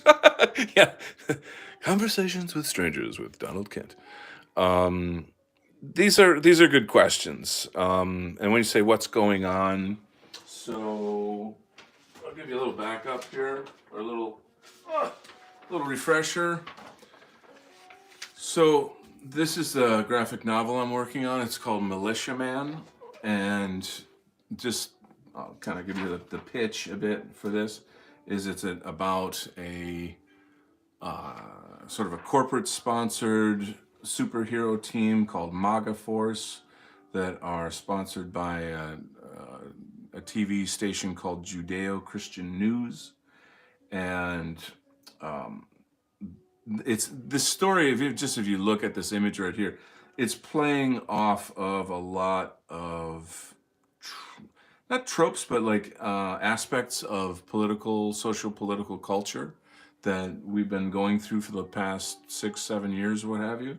And like if you're on the left, or if you're in the middle, if you're on the right, or if you're on the far right, you'll look at this image and interpret it in different ways. Someone on the left would be threatened by this. They would think, "Oh my God, make America great again! What a terrible idea! Oh no, look at this guy. He's, January 6th. Don't tread on me." And oh, those evil racist Southerners with the flag, and oh, Christians are blah blah blah blah blah. All their Marxist hatred. Someone in the middle of the road might, and even the tiki torches. It's meant to incite, like, oh shit, what's going on in this story? Like, pick up the book, buy the book, read the story. So I'm pressing buttons here, but you won't know until you read the story, right? Then you've got your right wingers will be like, yeah, right on, cool. It's like the new Captain America. So the hero, to maybe kind of answer the two questions here, heroes in a sense are like the embodiment of ideas. Okay, what does the Hulk represent? He represents unbridled anger, and like a character who has like two personalities, and how, in a sense, you could say it represents man's struggle with himself. There you go. You see, what does Batman represent? Okay, or Superman is a better thing. Okay, he's an immigrant from space. He's an orphan. Supposedly represents truth, and what is it? Truth, justice, and the American way. He's supposed to be the embodiment of all things good. That's very Americana. But as we know, he was created by Jews, and he's actually a kind of a representation of the eternal immigrant who's trying to fit in, and pretends to be one of the white people, but he's actually Jewish. Like the so like there's many interesting subtle mythological levels that you can open up. It's sort of like a rose or an onion. You can just kind of peel it back. So that's the importance of myth creating with Militia Man. You know, what is the militia to America? What this is the heart and soul of what America is, in the sense of how it was born. The rebellion against a global power, which of course was England in its time, 1776, etc. Right there, and the idea of freedom and self determination, rights, the Constitution, the Republic, da da da. And so I'm trying to connect this character with our American spirit, our history, our heritage. Okay, but now we're living in, you know, a new world order that is essentially satanic in its own kind of nature. And not only that, and we're fighting these kind of sort of what I call cultists, who are people who have been brainwashed by Marxist media, who are now weaponized against freedom, against whites, namely and specifically. So, but when you see that the so-called devil has controlled opposition, he's got leaders on both sides of the left and the right, then what's the next step? When you transcend Democrat, Republican, what's left? So that's where militiaman goes, and he transforms into an entirely different character. This particular story, even though I'm not really a dictionary definition Christian, it has very very strong Christian nationalist themes in it, which I believe that Christian nationalism is or could be a force to save America and therefore Western civilization. So I'm tying that into the plot.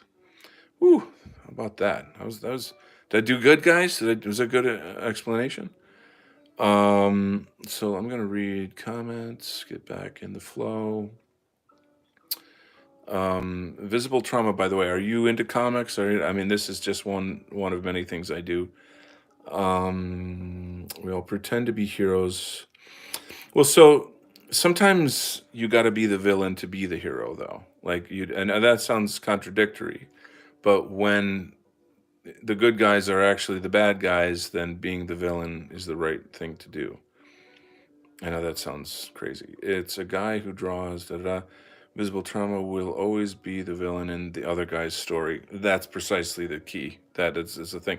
You cannot see, as long as we constantly have to explain our way out. I'm not racist. I'm not racist. I'm not this. I'm not that. I'm blah, blah, blah, blah.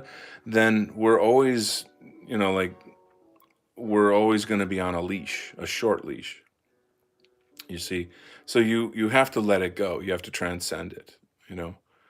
Awesome Minuteman. Very cool. Thank Jack. I appreciate that. Budgie says, but once you reach perfection, game's over. You're getting deep on me, man. That's very meta. Like what more is there to do when you transcend it all?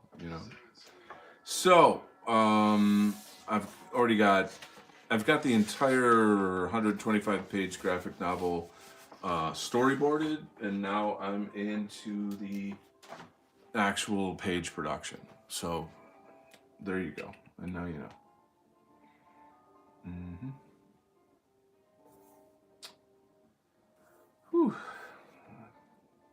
I'm getting, you guys getting tired of listening to me talk? Shut up and draw. That's what it is. Um,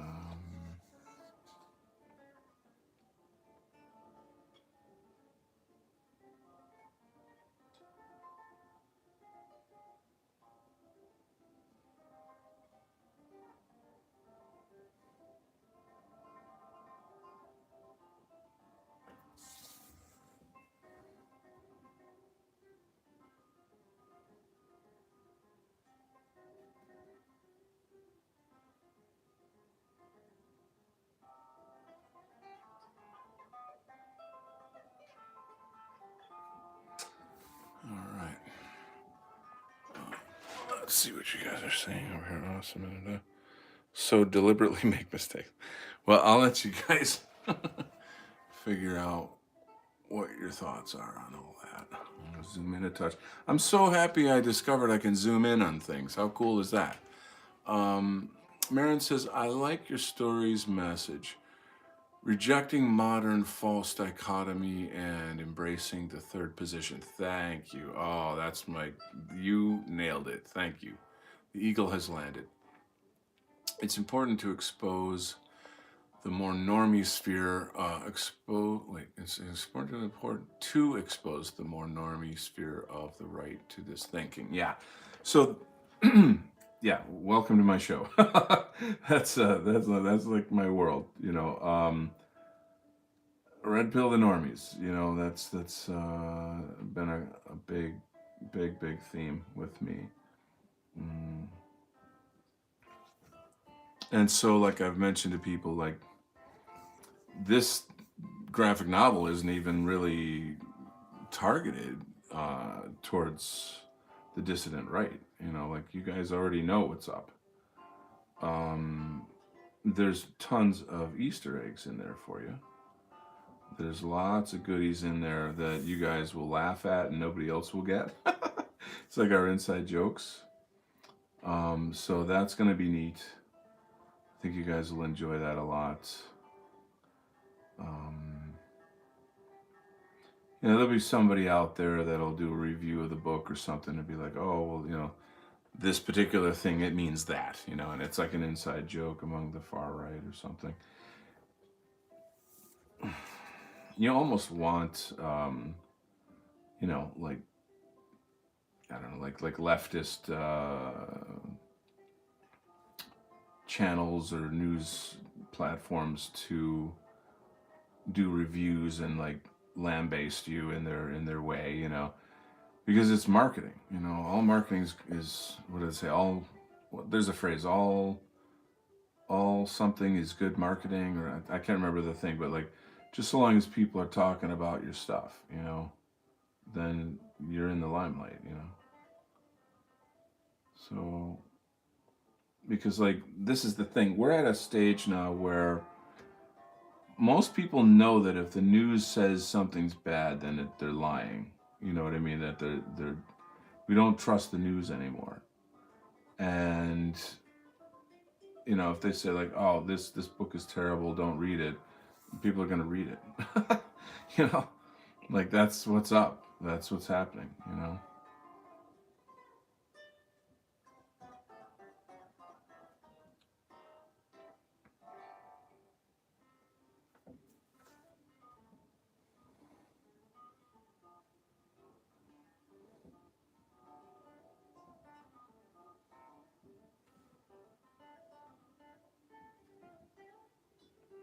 It's gonna get really, really interesting in the next issue because after the main characters, not the main, the Maga Force characters are gone from being murdered by Conservative Incorporated. Conservative Incorporated is then going to hire Maga Force 2.0, and they're going to be predominantly people of color, like POC superheroes, and there'll be some good ones, but most of them are bad. Most of them are actually shite. They're really just shills. They're just like grifters. They're just there to make money, and like you know that's it. So, but then some of them are actually working for the Satanists essentially. Satan is not really in the story. It's like I have this kind of mythological ancient being that comes out of a portal, and it's all like I don't know if you guys know anything about CERN, SERN. It's technology, and they've contacted a being on the other side, and a lot of people believe that it's unleashing devils into the world and such. So like there's a huge amount of conspiracy theory stuff that's baked into the story. Um, that's intentional. That's meant to make it interesting and exciting and fun, and something conversation worthy, if you will. Yeah. So I mostly have exhausted my brushwork here. I'm going to have to start using the graphic markers. Are you guys cool? Is everything cool? All right. I like your story messages. Jack says that was a great rundown. Cool. I'm glad you liked it. I have tuned in for whack art content in the past, but I got lucky with this. First time checking out one of these illustration streams. Cool beans. Have you seen my other videos, Jack? I've got a different playlists where I've got my original music, got a good bunch of songs that I wrote. Anybody new to the channel, please after this show go check out those music videos, check out the playlists and the different types of shows that I have on this channel, because this channel is pretty rich. It's pretty. I got a ton of stuff on here, and there's a lot of like miscellaneous interviews too, like. There's one I agree. I can't remember the guy's name, but he has a site, a against Noahide law, which is Jewish Sharia. And he talks about, he exposes Noahide law and all these things. Very, very powerful stuff. Very scary stuff, to be honest with you. Um, there's Claire Caw. Have you guys ever heard of Claire Caw? She is a Cantonese woman who grew up in England, and she has a very, very interesting show. Her views are highly controversial. Um, you're gonna have to draw your own conclusions about the stuff that she talks about. Um, but I find her very, very interesting. She's a very, very unique and sincere person on the internet, trying to produce thoughtful content that, in her view, is about saving Western civilization. And I can easily see how many people would disagree with her about her methods or her thoughts, but you can go ahead and check that out. What else? I just came up with an interesting idea. I think I'm going to do this. What else? Sometimes you meet people that are in the dissident right. They're very interesting. They have their own niche, and it just doesn't fit into like Imperium Art or something like that. So I just, there's just a lot of kind of cool random videos out there like that. You can check those out. I'm known for, at least I think I'm known for the Imperium Art show.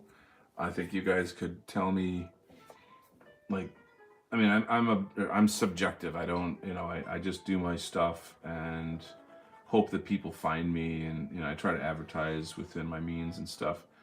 But like, it'd be interesting to hear from your perspective, like how you heard about me. When I say me, I mean my content, and what what niche I fill, what corner of the distant right I occupy. And clearly, I'm obviously a member of the White Art Collective. I'm considered a pillar member. That would mean like people who were here from the beginning and made a lot of effort to uh, make it successful, and obviously I have my own show, but to be a contributor on other people's shows quite a lot. Um,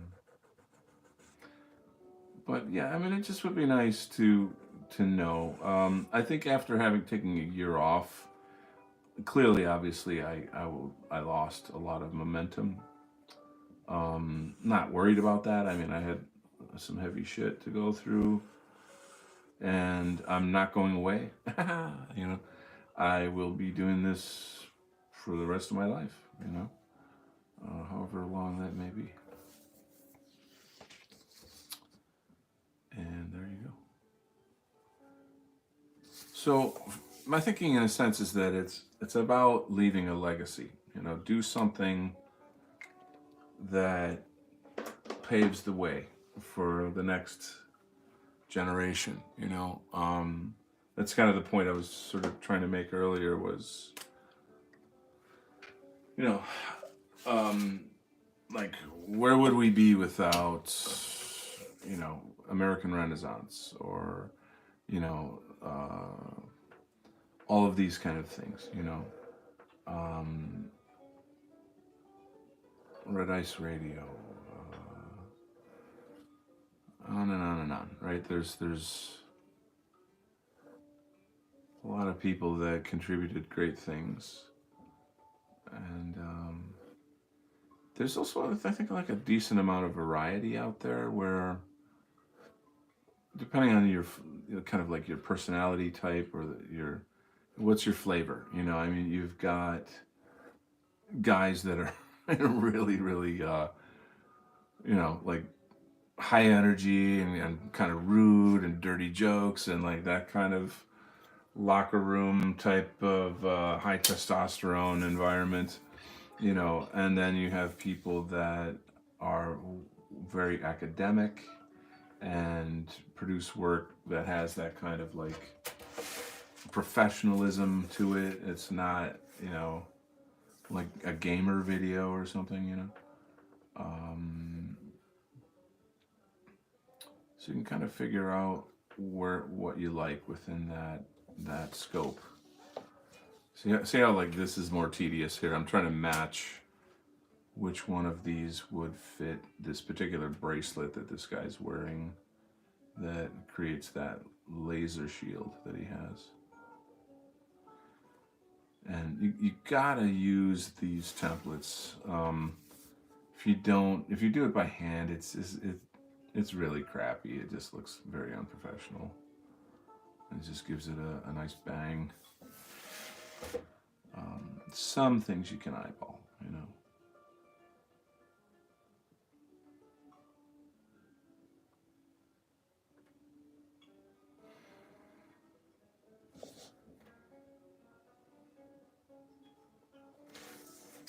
Um,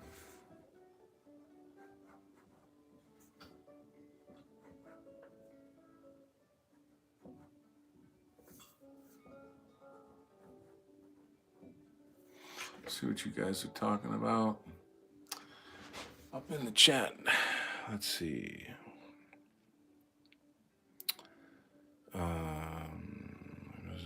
Regarding the songs, which one are you most proud of? Last night I actually sang some songs live with my acoustic. You should check out last night's show. You can hear some live stuff. Which song am I proud of? My favorite is "Someday Is Today." Haha, good. I'm glad you like that. Obviously, well, okay. So I collaborated with another musician who, you know, I did the vocals, wrote the lyrics, I made the video, and then he did all the music production. So he has to take credit for all that. I love that song. I would love to do more like synth wavy, like pop synth wave techno-y music like that. I'd say the other song that I'm most proud of is called "Become Who You Are," and I have two versions. One is with a drummer with an electric guitar. The other one is just me and a guitar. Very powerful song. So please check that out. Jack says, I believe I came to be subscribed to your channel through crossover with the Theory Cell Sphere. Joel Davis. Excellent. Huge admirer of Joel Davis over here. Big admirer. He's been on my show twice. Let's see. I was on a panel show with him. That show had to do with the arts, and obviously I'm the guy, you know. So with that, it's funny because it was the first time I was on a show with him, and I was just, you know, just starting to kind of get to know him, and we were getting to know each other, whatever. And I think I broke like the protocol of the show. I interrupted him while he was talking, and the look on his face when I did that. I mean, I said, "May I interrupt?" and then I just started my point. But the look on his face was like, if looks could kill, he seemed to be pretty shocked that I did that. And looking back, I feel horrible about it. It's funny, you know. It's just kind of funny, you know. Like he didn't make a scene or whatever. He didn't, you know, stop talking to me or you know nothing stupid. But it was kind of a moment. That's a little Joel Davis story. I had him on Imperium Art. I had him on to help him promote Imperium Press, which is a kind of a online magazine or a publishing company that he is or was a part of. And then I also had him on a short series, which would be fun to get back to. It's called An Afternoon at the Museum. And on that playlist, I take people from the dissident right and we go to online museums, so like the Metropolitan Museum. has like a website, and you would just kind of do the virtual online tour of um, of the paintings and stuff, or the different parts. We didn't go through the whole museum, and then just enjoy it. And me being an artist, art teacher, I have a lot that I can say. I can kind of have intelligent conversation about the paintings so that everyone's enjoying it and having a really nice aesthetic experience. It's a nice show. I thought it was like a really nice show. Um, and so him and Gio were on the show. If you know Joel Davis, you must know Gio, um, the Grand Poobah, as I like to call him. Lovely, lovely, lovely man. I mean, incredibly intelligent, uh, passionate artist, and all around fun guy. So anyway, I had them both on because they've been on like so many shows together. So it's sort of like a little package, I guess. Anyway, and the thing is, Joel hijacked my show. Like he hijacked my show and he turned it into like another like Joel musing on politics show, And I mean, he's a very bright guy, So me, I'm like, guys, can we look at the paintings, And they just kind of went off, and those two have like a great kind of banter chemistry, and they just went off, and so I would say that like the show failed to be like an art museum show, and it turned into like the Joel show, I guess, to an extent. But I don't mind. I don't mind. It was great to have him on. The dude is awesome, and it's all good. It's like that kind of thing. Um, it's very interesting, though. I mean, it does help me to kind of understand, like, you know, how people are coming into my sphere, into my content. I can see there's some more comments here. So, Pete Garuni, it's a great rundown regarding the songs. I believe it can. Oh no, Become Who You Are is my favorite. Yeah, the live version with the drummer and the guitar is frankly badass. It's like fucking badass. It's just I just destroy it. I kill it on that song. At the end of the song, you know how like certain songs at the end, the singer will go nuts or whatever. Well, I did that, and the guy who filmed it, it's a young guy, buddy of mine, film student actually. He he picked that filter, and it turns out that filter has like this. It's like was like super popular in like I think the '90s or something. And like people who watched that particular video, they seem to really like that it has that kind of almost like a '90s aesthetic to it, which is neat. I wouldn't say that the music is '90s or whatever. It's a rock song, but it's about the theme of the song, become who you are, That's a Friedrich Nietzsche quote right there. But yeah, the lyrics, I don't know, man. I mean, there's sometimes when you're writing music and it's I think artists in some way are like shaman. They have some kind of ability to plug into something like a what it feels like another realm, and then just channel. You just channel the stuff. It just comes out of you. And I'd say that song was like I was in the flow, when that came out. That was quite good. I guess what that is in a way is it's just you're vibing on a theme, and the spirit of the theme really really comes out. So like the words almost write themselves. You know what I mean? Jelly bean. Yeah. And it hurts that I don't make more music. I could, At some point, I guess I will, but it's gonna be a while. Um, Just sort of making sure everything's groovy.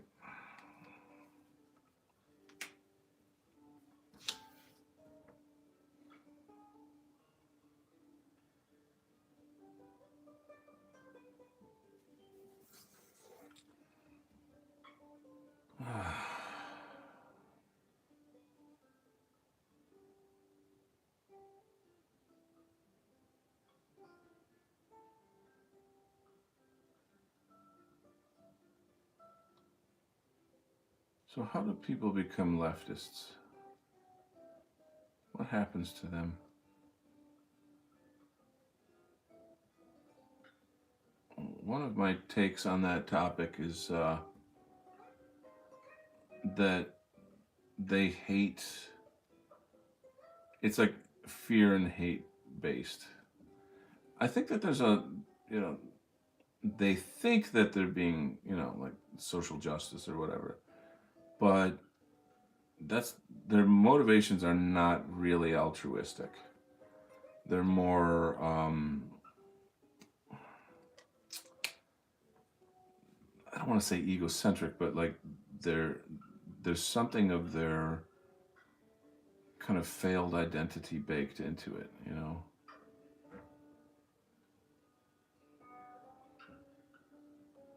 And maybe I'm wrong though. I mean, I don't claim to be right. It's just what I perceive. You know what I'm saying? Because let's say, like, primarily it's people that fall for profound levels of propaganda and Marxist institutions, all this stuff. But like in the case of, say, blacks, for example, I could see how it would appeal to them because it's another hustle. It's a way of leveraging power over white people. But what about white people? And like, why would they turn on their own kind? I think we could say that there's a certain guilt. It's like you got to have white guilt in order to fall for this Marxist shit. I don't think that any white person that considers himself a liberal, etc., would deny that there's like that kind of, there's some sort of level of guilt involved in this.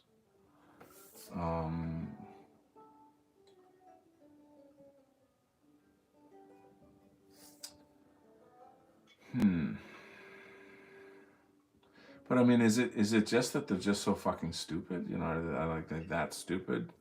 Do they lack some kind of like value structures? What is it?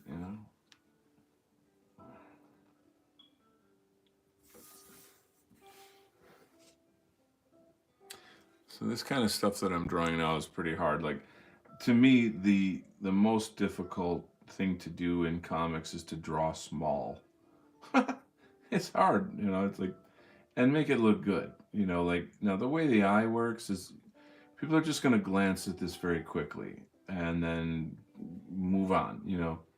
So you don't actually have to show every detail. Like, if you look at something far away, your eye won't see every detail. Um, so you don't draw every detail. It'll be mushy, and kind of gross in some sort of way.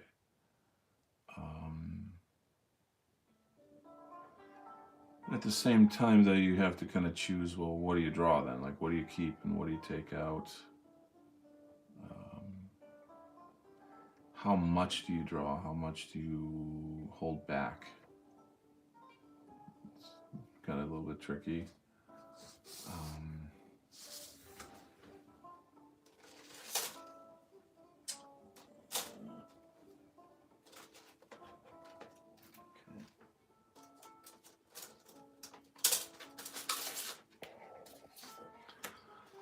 I'll have to zoom back out a bit.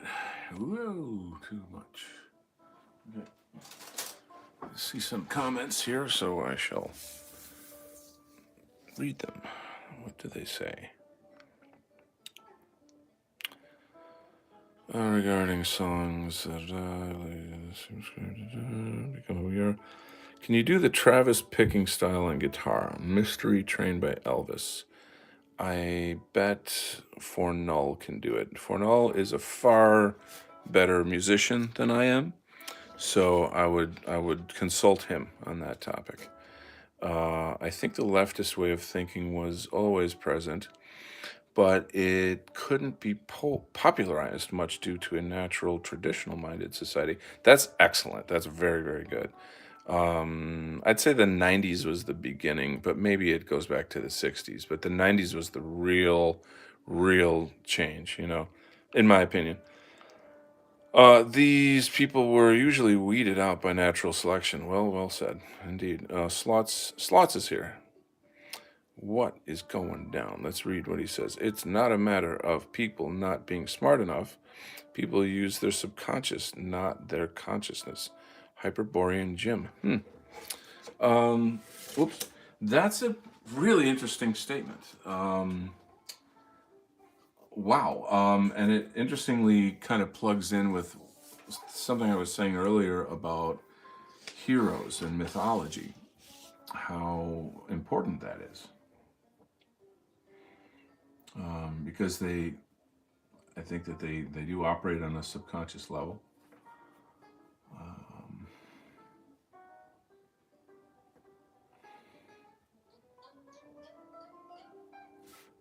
that didn't work. So here's one of the aspects of the work that I do. If I'm screw up, then I have to actually fix it in Photoshop, which I hate doing because that means I gotta take extra time, and this is already taking a lot of time. Um, but thank God I can, now.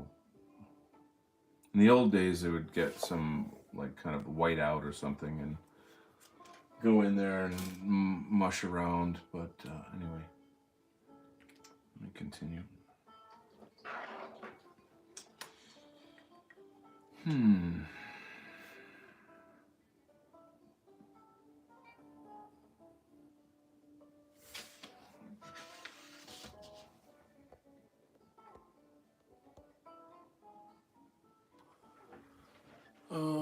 Let's see. Yeah. Okay. Here we go. Hmm.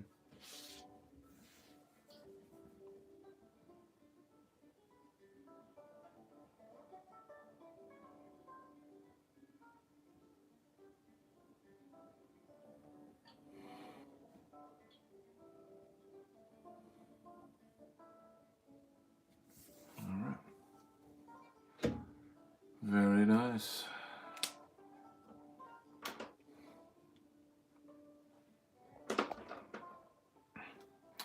So I guess you can kind of see how like doing the graphic stuff is not quite as fun as the brush work, but it's all about the end result. Making sure you have something that looks great.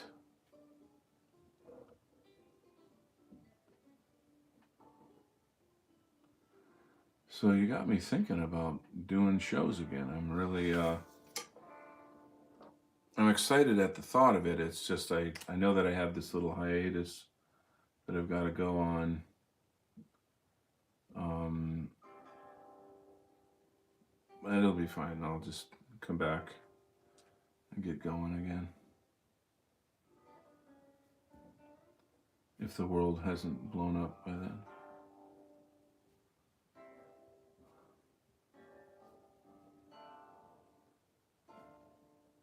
Yeah, third position. It's interesting. There's a couple groups that I'm in on Telegram that are third position groups, and they're doing really well. They're getting like more and more people joining, and they're dead serious too. Like they're very careful about vetting, and they're very knowledgeable about the history of third position. I just find it interesting because there's more and more of these kind of groups popping up. So it's going to be very interesting. I guess I'm interested to see if in some way they might all kind of come together or combine in some way down the road, which would, yeah, that'd be quite powerful if they did. The problem is always, them getting shut down. And how do they operate? How do they operate without getting shut down in some way or another? Mm, yeah.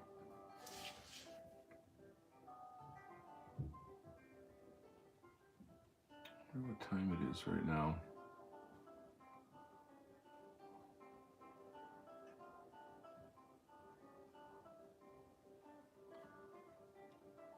Hmm. I'm in that weird mode of like going to bed a little later and then a little later and a little, and it's not good. I'm like, I gotta get some sleep. I don't like to wake up late. I don't like that. I want to make the most out of the day. Um, and I like the morning. I think it's good energy. It's very peaceful. I mean, I don't like the morning when I'm like, oh shit, I didn't get enough sleep. I don't, that sucks. But morning is very, very, for me, I'd say it's a very, very good time to do my the Chinese yoga that I do, qigong. Um, just good fresh energy at that time, and it works out really well.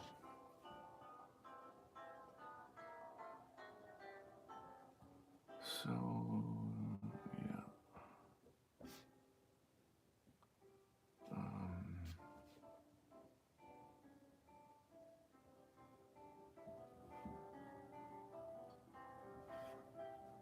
hmm.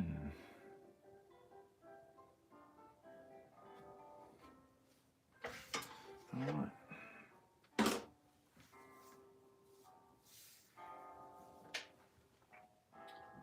So do you guys have any thoughts on the, and get ready to roll your eyes, but do you have any thoughts on the Trump arrest? I see it as a distraction, as like a nothing burger. Um, I know, of course, they'd like to, put him. They'd like to freaking hang him, and they've been trying to take him down forever, And I know, how he's tied to the Jews, Israel, this and that. Jared Kushner is something, something, whatever. Um, but still, I still think it's a significant and interesting topic. Uh, or maybe not. Maybe it's not significant. I don't know. Maybe it's just bullshit. Um,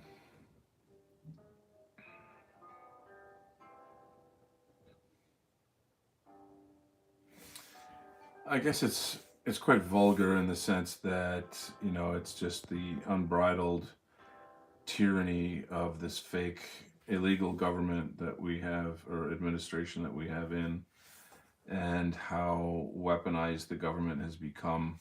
It's probably always been, but it's just openly that way now. And how, I guess that maybe that's what is the takeaway here, is how we're living in open tyranny and nobody's really doing anything about anything.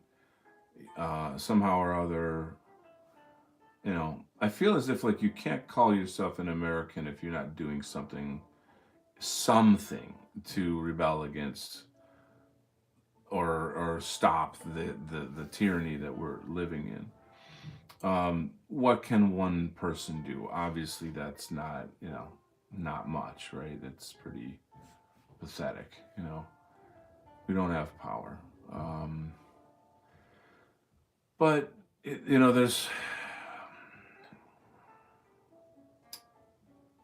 something that we have to do.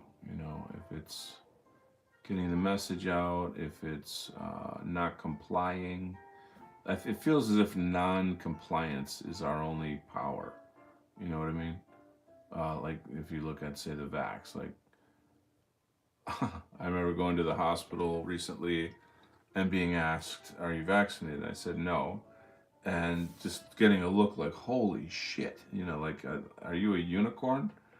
Like, people were shocked. And especially people in the medical field, you can imagine. Um,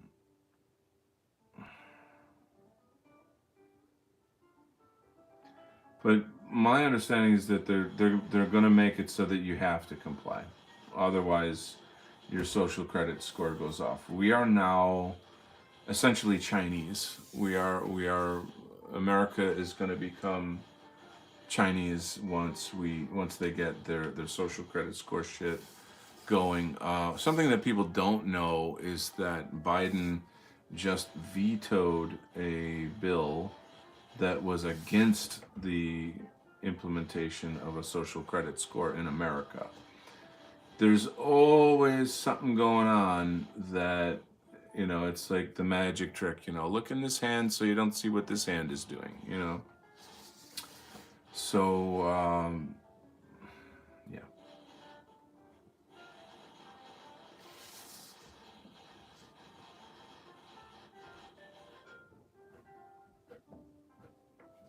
you get the idea.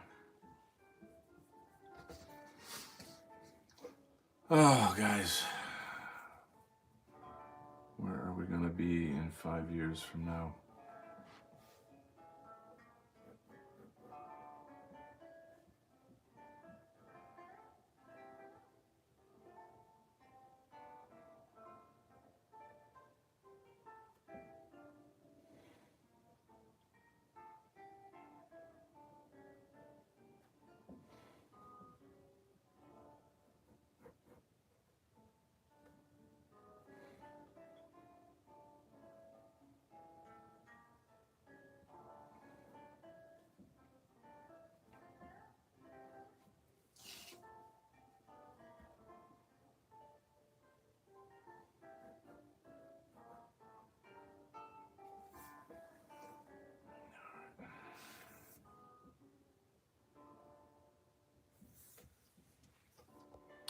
Let's see if there's anything happening in the chat. Are you familiar with Johnny the Homicidal Maniac? That does actually sound familiar, oddly enough, but I'm going to say no. And so, who is Johnny the Homicidal Maniac? Is he like a punk rocker or something? Is he like Johnny Rotten?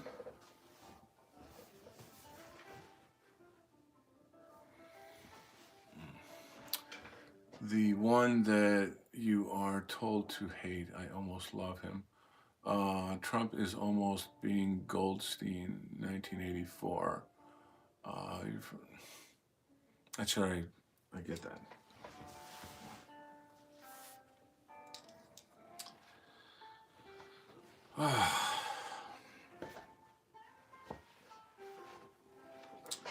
Well, fam, I think I'm going to wrap it here. I think the show has gone on for 163 minutes and 42, 43, 44.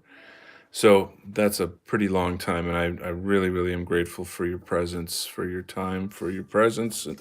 I just said that, for your questions and the things that make the show fun and exciting. It's funny, somebody just joined on. The numbers just went up, and I'm about to turn the show off. That's too bad, but the replay is awesome. So check out the replay. Cult classic comic. Oh, okay. I'll look it up. I think that'll be fun to take a look at. Anyway, thanks again for coming, guys. You guys have a super, super night. Please share this video. Please, again, Marin, thanks for coming. I'm so glad you enjoyed yourself. Crusader, good to see you again, as usual. God bless. I think I'm just a bit tired here. Peace to you and good night. Like I said, please share the show, get your friends on board, help me out. Anyway, God bless, love you guys, and have a good one. Always nice. Cheers. Peace out.